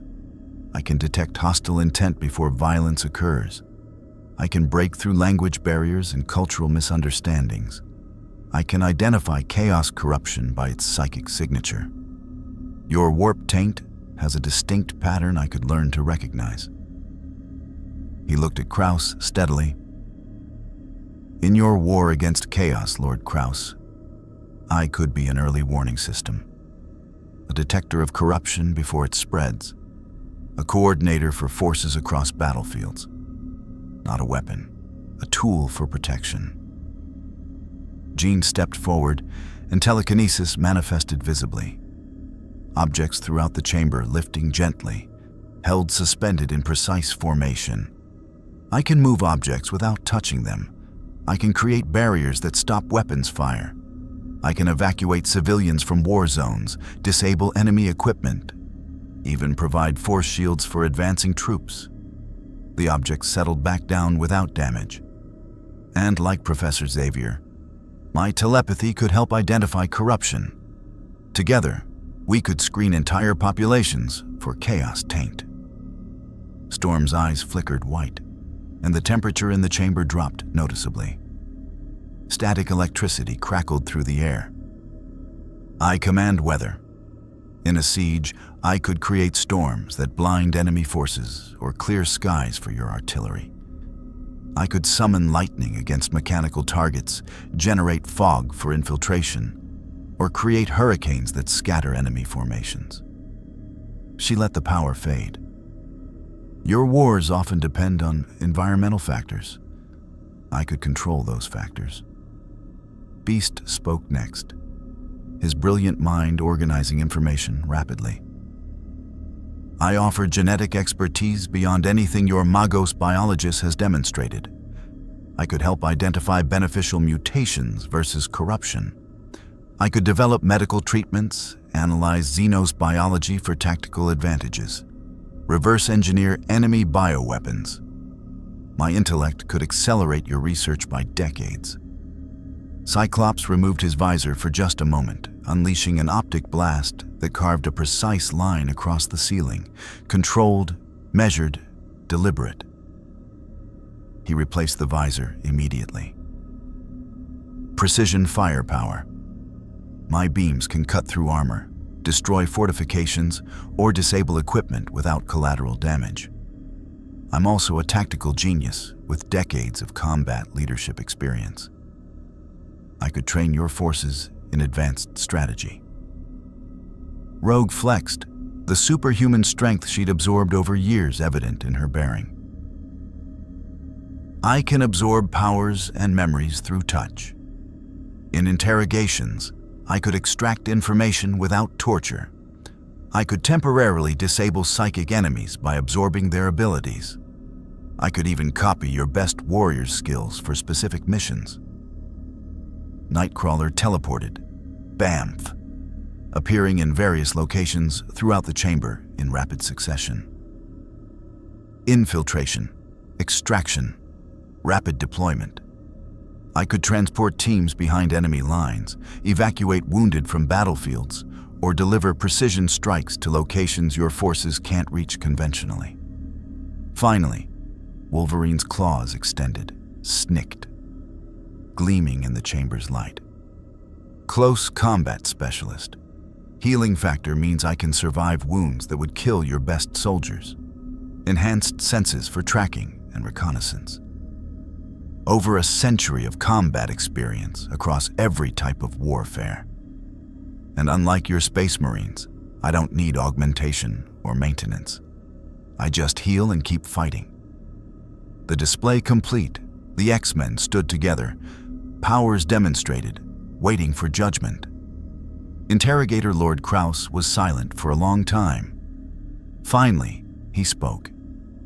Impressive. Genuinely impressive. Any one of you would be a valuable asset to the Imperium. Together, you represent capabilities that could change the course of campaigns, possibly even wars. He stood again. But here is the problem, Professor Xavier. You offer us tools while refusing to accept our ideology. You would serve the Imperium while simultaneously trying to reform it. To inject your philosophy of coexistence into a civilization that has spent 10,000 years proving such philosophy leads to extinction.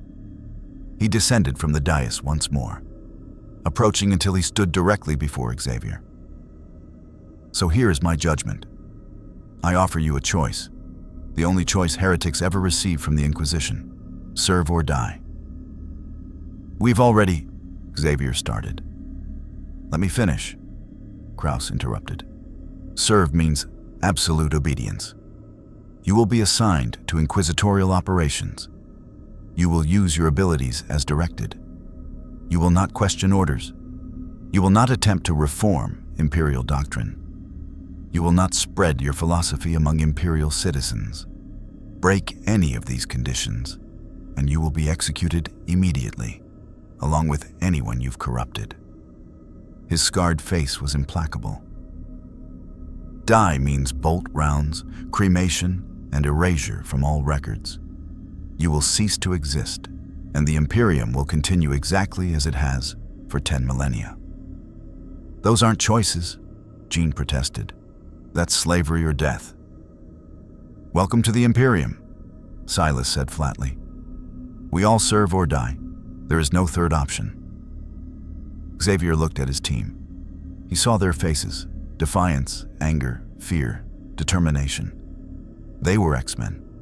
They'd never accepted slavery before. They'd fought against the Sentinels, against government control, against everyone who'd tried to force them into boxes. But they'd also never faced extinction quite like this.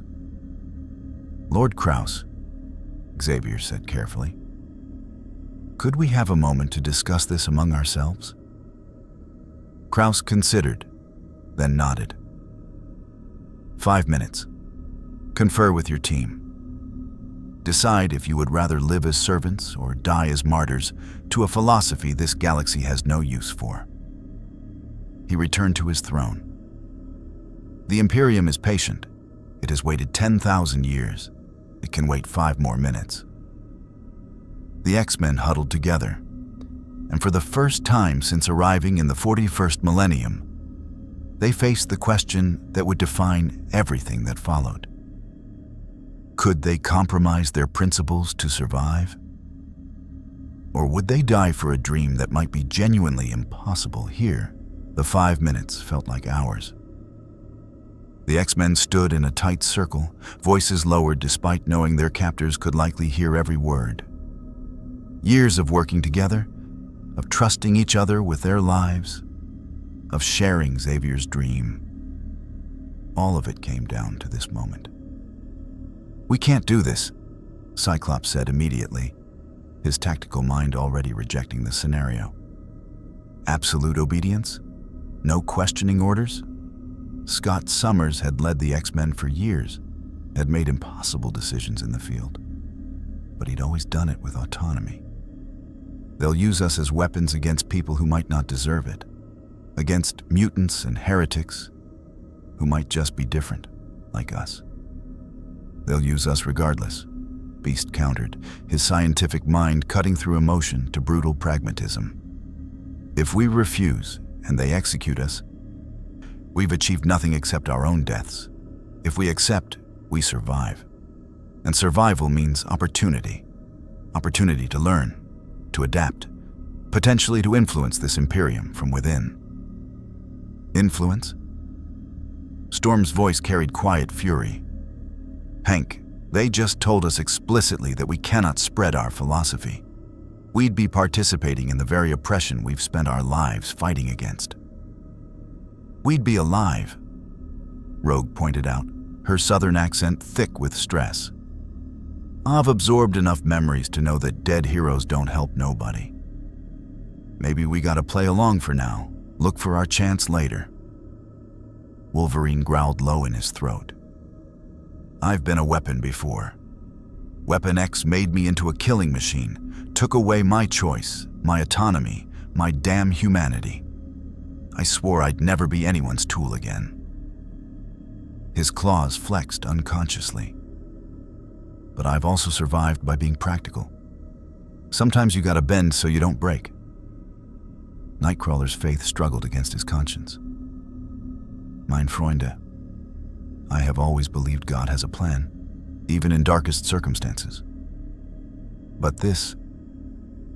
He gestured around the chamber, at the skull decorations, the instruments of torture visible in alcoves. It's the oppressive weight of imperial doctrine. This is not God's will.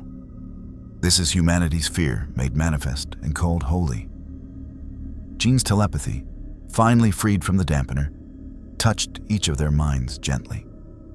Not invasive, just offering connection, support. I can feel the psychic weight of this galaxy. It's... Charles, it's worse than you described. There really are things out there in the warp. Hungry things. Malevolent things. Things that would corrupt and destroy humanity given the chance. Her voice trembled. Maybe the Imperium's brutality isn't just paranoia. Maybe it's necessary. Necessary doesn't make it right, Xavier said quietly. But his telepathy showed doubt bleeding through. He'd touched Interrogator Lord Krause's mind during their conversation, not deeply, just surface thoughts. And what he'd found terrified him. Krause genuinely believed every word. The Interrogator Lord had witnessed chaos corruption firsthand, had seen entire worlds fall to demonic possession, had personally executed 1,000 people to prevent 1 billion deaths. In Krause's memories, Xavier had glimpsed horrors that made the Sentinel program look like child's play. Professor, Cyclops pressed, what do we do? This is your call. We follow your lead. Xavier looked at each of them in turn. His X-Men, his students, colleagues, friends, people who'd trusted him with their lives, who'd believed in his dream even when the world hated them for it. Could he ask them to abandon that dream? To become servants of an empire built on everything they opposed? Could he watch them die for principles that might genuinely be impossible in this reality? Before he could answer, a new voice cut through the chamber, young, panicked, coming from one of the guards at the entrance. Interrogator Lord, emergency Vox transmission from Hive Infernus. They're under attack. Krause was on his feet instantly. Report. The guard's face was pale. Chaos cultists, my lord. Thousands of them, emerging from the Underhive. They're performing some kind of ritual. The astropaths are screaming about warp energies building. The planetary governor requests immediate inquisitorial intervention. Silas pulled up a hololith display, tactical data streaming across it. Hive Infernus is 300 kilometers north. Population, 8 million. Strategic importance, secondary manufactorum production, tertiary military staging. She looked at Krause. If they're attempting a summoning ritual of sufficient scale, we could lose the entire hive. Possibly trigger warp storms that contaminate adjacent regions. Krause's scarred face showed no emotion, but his mind, still faintly accessible to Xavier's telepathy, was calculating rapidly. Resources, response times, Acceptable losses. Sister Antigone, prepare your squad. Harolf, can the Space Wolves deploy immediately? My great company is on standby, the Wolf Guard confirmed. But 300 kilometers through hostile territory? Even with Thunderhawk gunships, response time is 45 minutes minimum, if the ritual completes before we arrive. Exterminatus protocols, Magos Hexen suggested. Cyclonic torpedoes could sterilize Hive Infernus within 10 minutes. Acceptable loss to prevent greater warp contamination. 8 million people, Beast whispered, horror evident in his voice. You'd murder 8 million people rather than attempt rescue? To save billions on Armageddon and prevent demonic incursion? Yes, Kraus said without hesitation. He turned to his retinue. Prepare the... Wait, Xavier's voice cut through. Lord Kraus, we can help. The interrogator lord paused, looking at the professor with calculating eyes. Nightcrawler can teleport. Xavier continued rapidly, his brilliant mind already formulating strategy. He could transport a small team directly into Hive Infernus. Storm could disperse crowds, create barriers. Jean and I could identify the ritual leaders psychically, coordinate the team telepathically. Wolverine and Cyclops provide combat capability. Beast can analyze the ritual components, possibly disrupt it. You would volunteer? Kraus's voice carried suspicion, knowing I could simply destroy the Hive instead. 8 million lives. Xavier met his gaze steadily. We're X-Men, Lord Kraus. Saving lives is what we do. Even here, even now, even if you plan to execute us afterward. The interrogator lord studied Xavier for a long, tense moment. Then he looked at his retinue. Assessments? Hrolf grinned, showing fangs. The Wolverine can fight. I've smelled his combat experience. If they're volunteering for a suicide mission, why not let them prove their worth? Tactically sound, Silas admitted grudgingly. Teleportation bypass of ground obstacles, psychic identification of targets, weather manipulation for crowd control. If they succeed, we save 8 million productive Imperial citizens. If they fail, we lose only 8 problematic abhumans and still execute exterminatus.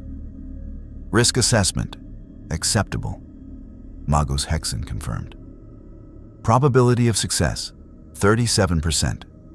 Probability of chaos corruption during mission, 12%. Probability their failure costs us nothing we wouldn't lose anyway, 91%.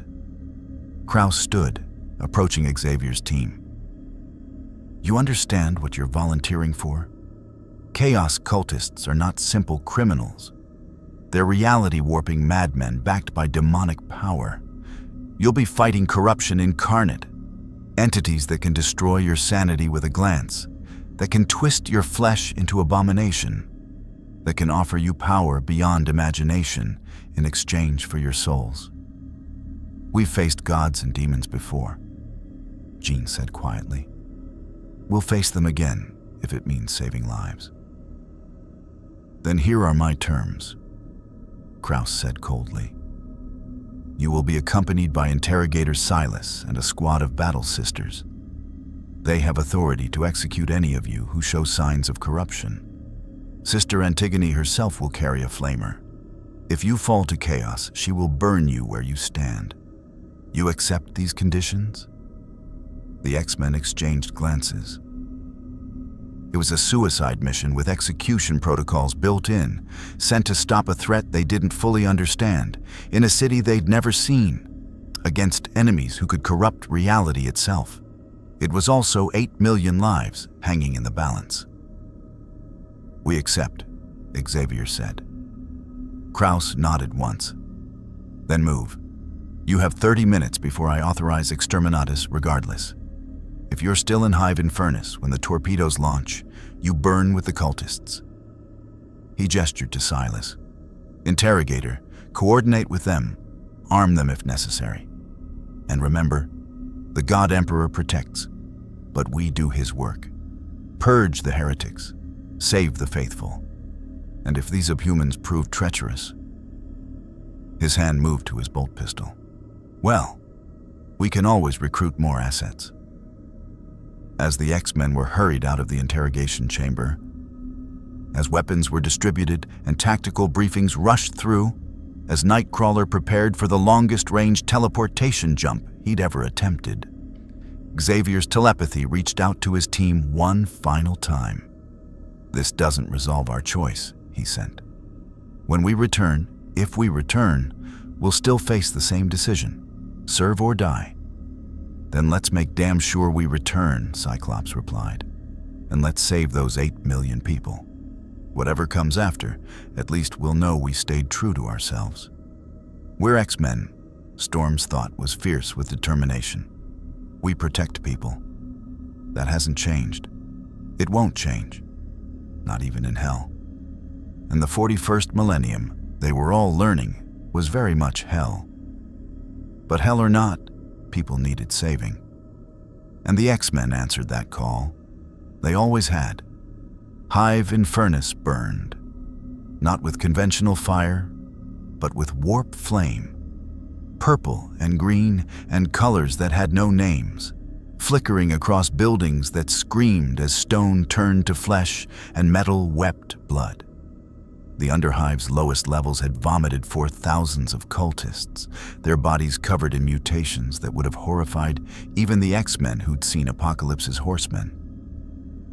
Extra limbs, eyes where mouths should be, skin that rippled with independent life. In the central plaza, a ritual circle had been carved into the rockcrete. Not drawn, but carved, using the bodies of sacrificed workers as the medium. Symbols that hurt to look at marked the perimeter, each one pulsing with power that made reality itself flex and bend. And at the center, chanting in a language that predated human civilization, stood the cult leader. He'd been human once, maybe.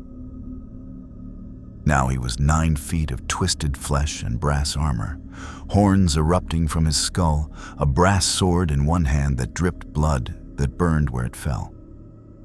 His voice shook the air itself, calling out to something beyond the veil of reality. Calling to the blood god, calling to Khorne. Nightcrawler's teleportation deposited the X-Men and their inquisitorial escort on a rooftop overlooking the plaza. Bamf. And immediately everyone who wasn't prepared vomited from the dimensional displacement. Even Kurt himself looked green, having pushed his mutation to its absolute limit. "Mein Gott," he gasped. "The distance." I felt something watching during transit. Something hungry. "The warp," Silas confirmed, her augmented eye already scanning the scene below. "You teleported through the Imperium. Normally suicidal without Geller field protection, you're lucky you emerged intact." Below them, the chanting reached a crescendo. The ritual circle blazed with unholy light. Reality itself began to tear, a wound opening in space-time, and through it came eyes, thousands of them, burning with rage and bloodlust. And something massive moved in the dark beyond, something that wanted to push through, to manifest, to kill and kill and kill until nothing remained but skulls for the Skull Throne. A greater demon, Sister Superior Antigone breathed, and for the first time, the X-Men heard fear in her voice. If that fully manifests, it will slaughter everyone in the Hive. Everyone on this continent, possibly crack the planet itself. "Then we stop it," Cyclops said, already calculating firing angles. "X-Men, we've got one shot at this. We hit the ritual circle, disrupt the summoning, deal with the cultists. Storm, I need crowd control. Jean, Professor Xavier, locate the key targets psychically. Wolverine, you're with me on assault. Beast, analyze that ritual. Find me a weakness. Nightcrawler, rapid extraction if anyone gets overwhelmed. Rogue, you're our emergency contingency. If something goes wrong, absorb whatever powers you need to fix it." He looked at the battle sisters, at Silas with her bolt pistol and Antigone with her flamer. "We work together or we all die. Agreed?" Antigone's response was to chamber around in her bolter. "For the Emperor. Try not to fall to chaos, abhumans. I'd hate to waste promethium on allies." "Comforting," Wolverine muttered, claws extending. "All right. Let's go save 8 million people from hell itself. Just another Tuesday for the X-Men." Xavier's telepathy reached out, coordinating them all telepathically, X-Men and Inquisitorial forces alike. For the first time since arriving in the 41st millennium, they weren't prisoners or suspects. They were heroes. And deep in the warp, something ancient and terrible felt their presence and smiled with teeth that could devour stars. The battle for Hive Infernus had begun. The air in Hive Infernus tasted of copper, ozone, and spilled viscera. Warp energy crackled, making the X-Men's skin crawl and their powers flicker with unstable feedback. Below, the demonic incursion was a living storm of fury and mutation. "Storm now!" Cyclops' command cut through the psychic link. Aurora Monroe rose into the air, her white hair whipping around her face. Her eyes glowed with pure, white energy as she called upon her powers. But the atmosphere of Armageddon fought back, thick with pollution and the metaphysical taint of the warp. It was like trying to breathe through mud. Gritting her teeth, she pushed harder. A localized hurricane began to form directly above the central plaza, a counter-vortex of cleansing wind and freezing rain that slammed into the warp flames. The unnatural fires guttered and hissed. And the chanting of the cultists faltered as a torrential downpour drenched them, washing away the blood-traced symbols of their ritual. "The circle is weakening." Beast's voice was a triumphant roar over the Vox and in their minds. He was perched on a broken statue, his brilliant mind analyzing the chaotic energy patterns. The geometric alignment is based on sympathetic resonance. Jean, Scott, a concentrated kinetic strike on the northern nexus point, could collapse the entire matrix. On it. Jean Grey's form was enveloped in a corona of telekinetic power. She wrenched a massive, half-melted manufactorum crane from its foundations and hurled it like a javelin at the spot Hank had indicated. The cult leader, the massive, horned figure, simply raised a hand. A shield of boiling blood erupted from the ground, intercepting the crane and dissolving it into molten slag. His will is bolstered by the warp entity. Professor Xavier's thought was strained, even within their shielded link. I cannot break his mental defenses. The rage, it is absolute. It feeds him. Then we do this the old-fashioned way, Wolverine growled. He launched himself from the rooftop, adamantium claws gleaming in the hellish light. He hit the ground running, a blue and yellow blur, cutting a path through the mutated cultists. They died in pieces. But for everyone he dismembered, 2 more took its place. "He's going to be overwhelmed," Rogue yelled, swooping down from above. She landed beside him with a concussive thud, her absorbed strength allowing her to punch a cultist clean through a reinforced wall. "I've got your back. Sugar." The battle sisters of the Bloody Rose moved with them, a wall of faith and ceramite. Bolters roared, firing mass reactive shells that detonated inside heretical flesh. Sister Superior Antigone advanced with her flamer, chanting liturgies of hate as she purified everything before her with holy promethium. "The rift is still stabilizing," Silas shouted, her augmented eye tracking the fluctuating energy readings. "We have minutes at best." "Nightcrawler, get me to that horned bastard," Cyclops ordered. Bamf, in a cloud of sulfur, Kurt Wagner appeared beside Scott, grabbed his shoulder, and vanished. They reappeared directly behind the cult leader. Cyclops didn't hesitate. He flipped up his visor and unleashed a full-power optic blast at the man's back. The blast connected, but was absorbed into the brass armor, which glowed red-hot. The cult leader turned slowly, a mockery of a smile on his distorted features. "Flesh things," he boomed, his voice layered with a chorus of screams. "You bring offerings to the Lord of Skulls." He swung his massive brass sword. Nightcrawler teleported himself and Scott away a split second before it would have bisected them. The weapon struck the ground, and a wave of force and psychic agony erupted outwards, throwing everyone in the plaza from their feet. Zhang cried out, clutching her head. "The backlash! It's trying to get in!" "Zhang, shield your mind," Xavier urged, but he was struggling himself. The raw, predatory consciousness of the entity in the rift was a psychic black hole, sucking in all thought and leaving only a howling void of rage. It was then that the unthinkable happened. A tendril of pure, crimson energy shot from the rift, bypassing all physical and psychic defenses. It wasn't aimed at John, but at the source of the powerful, disciplined mind opposing it. It struck Professor Xavier. His hoverchair sparked and died. He screamed, a raw, agonized sound they had never heard from him before, as his own telepathic might was turned against him. Images of blood and slaughter, of mountains of skulls and oceans of gore, flooded his consciousness, fed by the billions of violent deaths that had stained this world. The entity showed him the Horus heresy, the endless wars, the very history of the Imperium, as proof that rage was the only true constant of the universe. "Charles!" Jean screamed. She reached for him with her telekinesis, but another tendril lashed out, this one for her. It didn't attack her mind, but something deeper.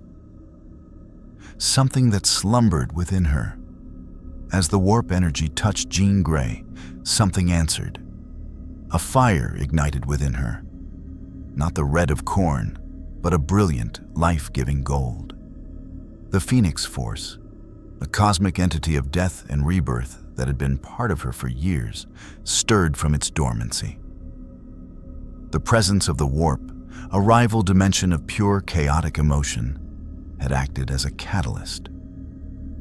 Her green and gold Marvel Girl uniform began to shimmer and transform, replaced by the iconic green and gold of the Phoenix. Her telekinesis, which had been a controlled force, erupted into an uncontrollable inferno. A wave of fire, beautiful and terrible, exploded outwards from her, vaporizing cultists and washing harmlessly over her allies, but slamming into the warp rift with the force of a supernova. The demonic entity on the other side recoiled, not in pain, but in recognition. And for the first time, its endless rage was joined by another emotion. Cosmic, primal greed. A new soul fire, the cult leader rasped, his eyes fixed on Jean. A power not of the Four. The blood god will claim it. The rift pulsed, and the greater demon began to force more of its essence through. A colossal brass-clad arm, ending in claws of black iron, shoved its way into reality, tearing the wound in space wider. "It's breaking through," Antigone yelled, leveling her bolter. "The abhuman has doomed us all." "No," Storm roared, her voice echoing with the power of the Tempest. "She has given us a chance. That thing is distracted." She redoubled her efforts, summoning lightning from the polluted sky. Bolts of pure energy struck the demon's arm, and it bellowed in a language that broke windows for miles around. "The ritual focus is the leader," Beast shouted over the chaos. "His existence is the anchor. He must be severed." Wolverine, bleeding from a dozen wounds that steamed as they closed, looked at the monstrous champion, then at the struggling Phoenix, then at his fallen mentor. "I'm on it." "Logan, wait," Cyclops began. But it was too late. Wolverine charged, not at the champion, but at the massive demonic arm. He leaped, sinking his claws deep into the brass-like flesh. The demon roared, shaking its limb, but Logan held on, carving a path up towards the rift itself. "Hey, ugly," he screamed. "You want a taste of Earth?" The distraction was enough. The cult leader's focus wavered for a single, critical second. It was all Nightcrawler needed. Bamf. He appeared in front of the champion. Bamf. He vanished, taking the massive heretic with him. They reappeared 100 feet in the air, directly above the center of the ritual circle. The cult leader had a moment of shock before gravity took hold. As he fell, Silas took aim. Her bolt pistol barked once. The shell hit him in the chest, detonating a moment later. Chunks of corrupted flesh and brass rained down upon the plaza. The effect was instantaneous. The ritual circle shattered, the symbols bleeding away into nothing. The warp rift convulsed, and with a sound like a dying universe sighing, it snapped shut. The disembodied arm of the greater demon dissolved into ectoplasmic sludge. Silence fell, broken only by the hiss of rain on hot rockcrete and the moans of the dying. The X-Men stood panting, surrounded by the evidence of their victory. They had done it. They had saved Hive Infernus. But at what cost? Professor Xavier was unconscious, his mind a fortress under siege. And in the center of the plaza, Jean Grey hovered a foot above the ground, wreathed in the fiery wings of the Phoenix, her eyes burning with cosmic power. She looked at the world around her, the death, the oppression, the endless war, and a single, terrifying tear of fire traced a path down her cheek. The Phoenix was awake. And in the 41st millennium, a force of life and rebirth was the most dangerous thing imaginable. Interrogator Silas lowered her bolt pistol, her augmented eye fixed not on the defeated cultists, but on Jean. She keyed her Vox link. Interrogator Lord Kraus, the threat is neutralized. Hive Infernus is secure. She paused, her voice cold and precise. But we have a new Code Vermilion level threat. The psychic mutant, Jean Grey. She has manifested an energy signature unlike anything in our records. It registers on my scanners as divine. On the other end of the Vox, Kraus was silent for a long moment. "Contain her." His voice crackled back, devoid of all mercy. By any means necessary. The return to the Inquisitorial fortress was nothing like their departure. There was no hurried urgency, only a grim, processional silence. They had won, but the victory felt like a prelude to something far worse. Jean walked in the center of their group, the fiery corona of the Phoenix having receded but not vanished. It simmered beneath her skin, a golden light in her eyes, a heat haze distorting the air around her. The Battle Sisters formed a perimeter around her, weapons not aimed, but held at a ready position that was somehow more threatening. They were no longer allies. They were guards. Professor Xavier was pale and silent in his hover chair, which had been hastily repaired. The psychic assault had left him mentally scarred, his formidable telepathic presence now muted and fragile. He could only watch, his heart aching with a dread that had nothing to do with their impending judgment. They were led not back to the interrogation chamber, but to a stark, circular room deep within the fortress, an auditorium of sorts, with tiered seating looking down on a central stage. Interrogator Lord Kraus awaited them there, flanked by Magos Hexen and a stern-faced Hrolf Blackmane. The air was thick with the scent of ozone and sanctified incense. The demonic incursion in Hive Infernus has been contained, Kraus began, his voice echoing in the chamber. 8 million Imperial citizens owe you their lives. By any metric, your actions were heroic and of incalculable value to the Imperium. He paused, letting the words hang in the air. They were not a commendation. They were the setup for a verdict. However, he continued, his single human eye locking onto Jean. In the course of that action, Jean Grey manifested an anomalous power source, a source that our psychers and augurs identify as possessing a psychic magnitude equivalent to a nascent god. A source that is not of the warp, yet is not of the materium as we understand it. A source that, by its very existence, represents an existential threat to the Imperium's theological and practical foundation. It's called the Phoenix Force, Jean said, her voice calm but layered with an echo of cosmic power. It's a part of me. It's not demonic. It's a force of life and rebirth. Life and rebirth, Kraus repeated, the words tasting like poison. In the Imperium, there is only one source of life and rebirth, the God Emperor. Any other claim is the highest heresy. Your Phoenix Force is either a Xenos entity, a previously unclassified warp power, or a delusion of a corrupted mind. Regardless, it cannot be allowed to exist. Cyclops stepped forward, his body tense. After everything we just did for you, this is your thanks. Jean just helped save a city. That power stopped the demon.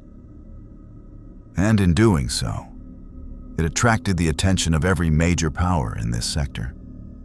Magos Hexen interjected mechanically. My long-range augurs have detected shifts. The Eldar of Craftworld Bealton have altered their course toward Armageddon. Ork weird boys are chanting of a big Bernie bird. The great rift itself flickered with anomalous energy. You have not solved a problem, Cyclops. You have created a beacon. Hrolf Blackmane spoke next, his tone uncharacteristically grim. The Wolverine fought with the heart of a Fenrisian. Your Storm Witch turned back hellfire with pure will. But this, he gestured to Jean, this is a fire that could consume the entire forest to save a single tree. The Imperium cannot risk it. So what is your decision, Lord Kraus? Professor Xavier's voice was weak but clear. He already knew the answer. He could feel it in the rigid, unyielding thoughts of everyone in the room. Kraus stood. The original choice stands. Serve or die, but with a new condition. Jean Grey must submit to binding, her powers sealed by the most powerful psychic dampeners the Ordo Malleus can provide. She will be entombed in a warded cell, her existence hidden from the galaxy.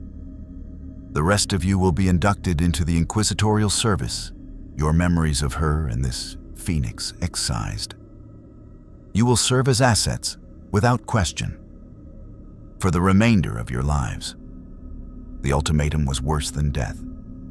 It was the complete and total erasure of everything they were. The X-Men looked at one another. No words were spoken aloud. None were needed. Years of fighting side by side, of sharing a dream, had forged a bond that needed no telepathy. It was Storm who answered for them all. No. The single word rang with finality. Kraus's face hardened. Then you choose death. We choose freedom, Cyclops said, his hand moving toward his visor. We're not your weapons. We're not your slaves. We're the X-Men. And we protect our own, Wolverine finished, claws sliding from his hands with a definitive snikt. The room exploded into action. Cyclops' optic blast shattered the lumen globes above, plunging the chamber into strobe-like darkness. Wolverine charged Hrolf with a feral roar. Storm summoned a localized gale, throwing battle sisters from their feet. Nightcrawler became a blur of blue smoke and sulfur, teleporting inquisitorial guards into each other. "Jean, get the professor out of here," Beast yelled, tackling a tech priest who was activating a null field generator. But Jean didn't move. She looked at the chaos, at the violence erupting because of her, and the phoenix within her surged in response to the conflict. Golden fire licked at her fingertips.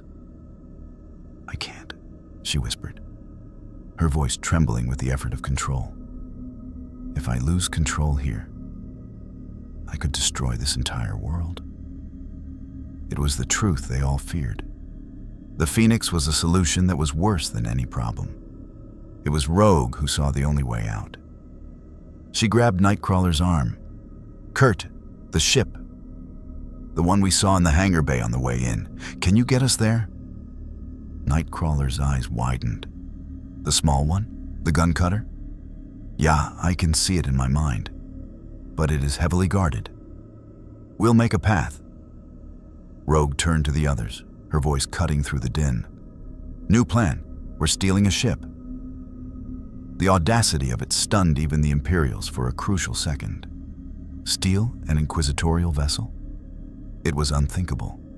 It was their only chance. "X-Men, retreat vector!" Cyclops barked, blasting a path toward the chamber's main entrance. "Storm, cover our exit. Logan, rear guard." They moved as one, a perfectly coordinated unit. Storm called a thick, impenetrable fog into the corridor beyond. Wolverine held the doorway, a whirlwind of adamantium, holding back Hrolf and the Battle Sisters. "You will not escape," Kraus bellowed, firing his bolt pistol. The shell ricocheted off a telekinetic shield Jean threw up almost absently, her focus inward on containment. Nightcrawler began grabbing them one by one. Bamf! He and Cyclops vanished. Bamf! He returned for Beast and Rogue. Each jump was a strain, his energy fading. Finally, only Jean, Xavier, and Wolverine remained. "Go! I'll hold him," Logan snarled, taking a bolt round to the shoulder that exploded out his back in a shower of gore. He barely flinched. "No one gets left behind," Jean said. Her eyes met Wolverine's, and for a moment, the Phoenix's fire was tempered by something older. Friendship. She stretched out a hand, and a wave of telekinetic force hurled their pursuers back, buying them a precious moment. Nightcrawler reappeared, grabbing the professor's hoverchair and Jean's arm. "Now." They vanished just as a crack missile detonated where they had been standing. Bamf. They reappeared in the cold, echoing vastness of a hangar bay.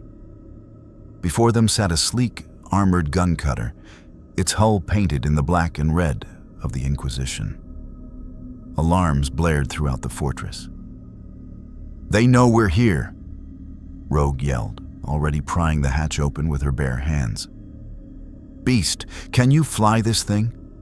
Cyclops demanded. "The principles of aeronautics are universal," Hank declared, scrambling into the cockpit. The ignition sequence, however, appears to require a sacred unguent and a prayer to the machine god. A minor complication. Wolverine came through last, tumbling onto the deck as Kurt collapsed from exhaustion. "They're right behind us. Go!" Beast, ignoring the rituals, tore open the console and began cross-wiring with frantic, genius speed. The engine sputtered, then roared to life. As the gun cutter lifted off, the hangar doors began to grind shut. Cyclops fired a sustained optic blast, melting the mechanisms, freezing the doors half closed. They shot through the gap, scraping paint from the hull, and burst out into the blood-red sky of Armageddon. Below them, the inquisitorial fortress dwindled. They were free. But as they broke atmosphere, the ship's auger arrays lit up. Imperial Navy destroyers were already moving to intercept. Worse, deep space scanners picked up other, more ominous signatures. The graceful, deadly sails of Eldar ships, and the crude, massive shapes of an Ork rock. The galaxy had taken notice. Professor Xavier looked at his team, battered, hunted, but unbroken. They were together. They were free. But they were now outlaws in the most hostile universe imaginable. "What do we do now, Charles?" Scott asked, the star-filled void of the 41st millennium stretching before them. Xavier took a deep breath, his telepathy slowly reknitting itself. He looked at Jean, who was consciously containing a cosmic firestorm. He looked at his team, ready to face the impossible. "Now," he said, a flicker of the old hope returning to his eyes. "We survive. We find others who are oppressed. We help where we can. We prove that Xavier's dream can take root, even here." He smiled, a thin, determined expression. "We become a legend." The saga of the X-Men in the 41st millennium did not end with their escape. It was only the beginning. They became phantoms, whispers on the solar winds, a story told in the underhives and among the desperate. The Imperium classified them as extremis diabolis, and Inquisitor Lord Kraus dedicated a significant portion of his resources to their capture, haunted by the potential of the Phoenix. But the X-Men were survivors.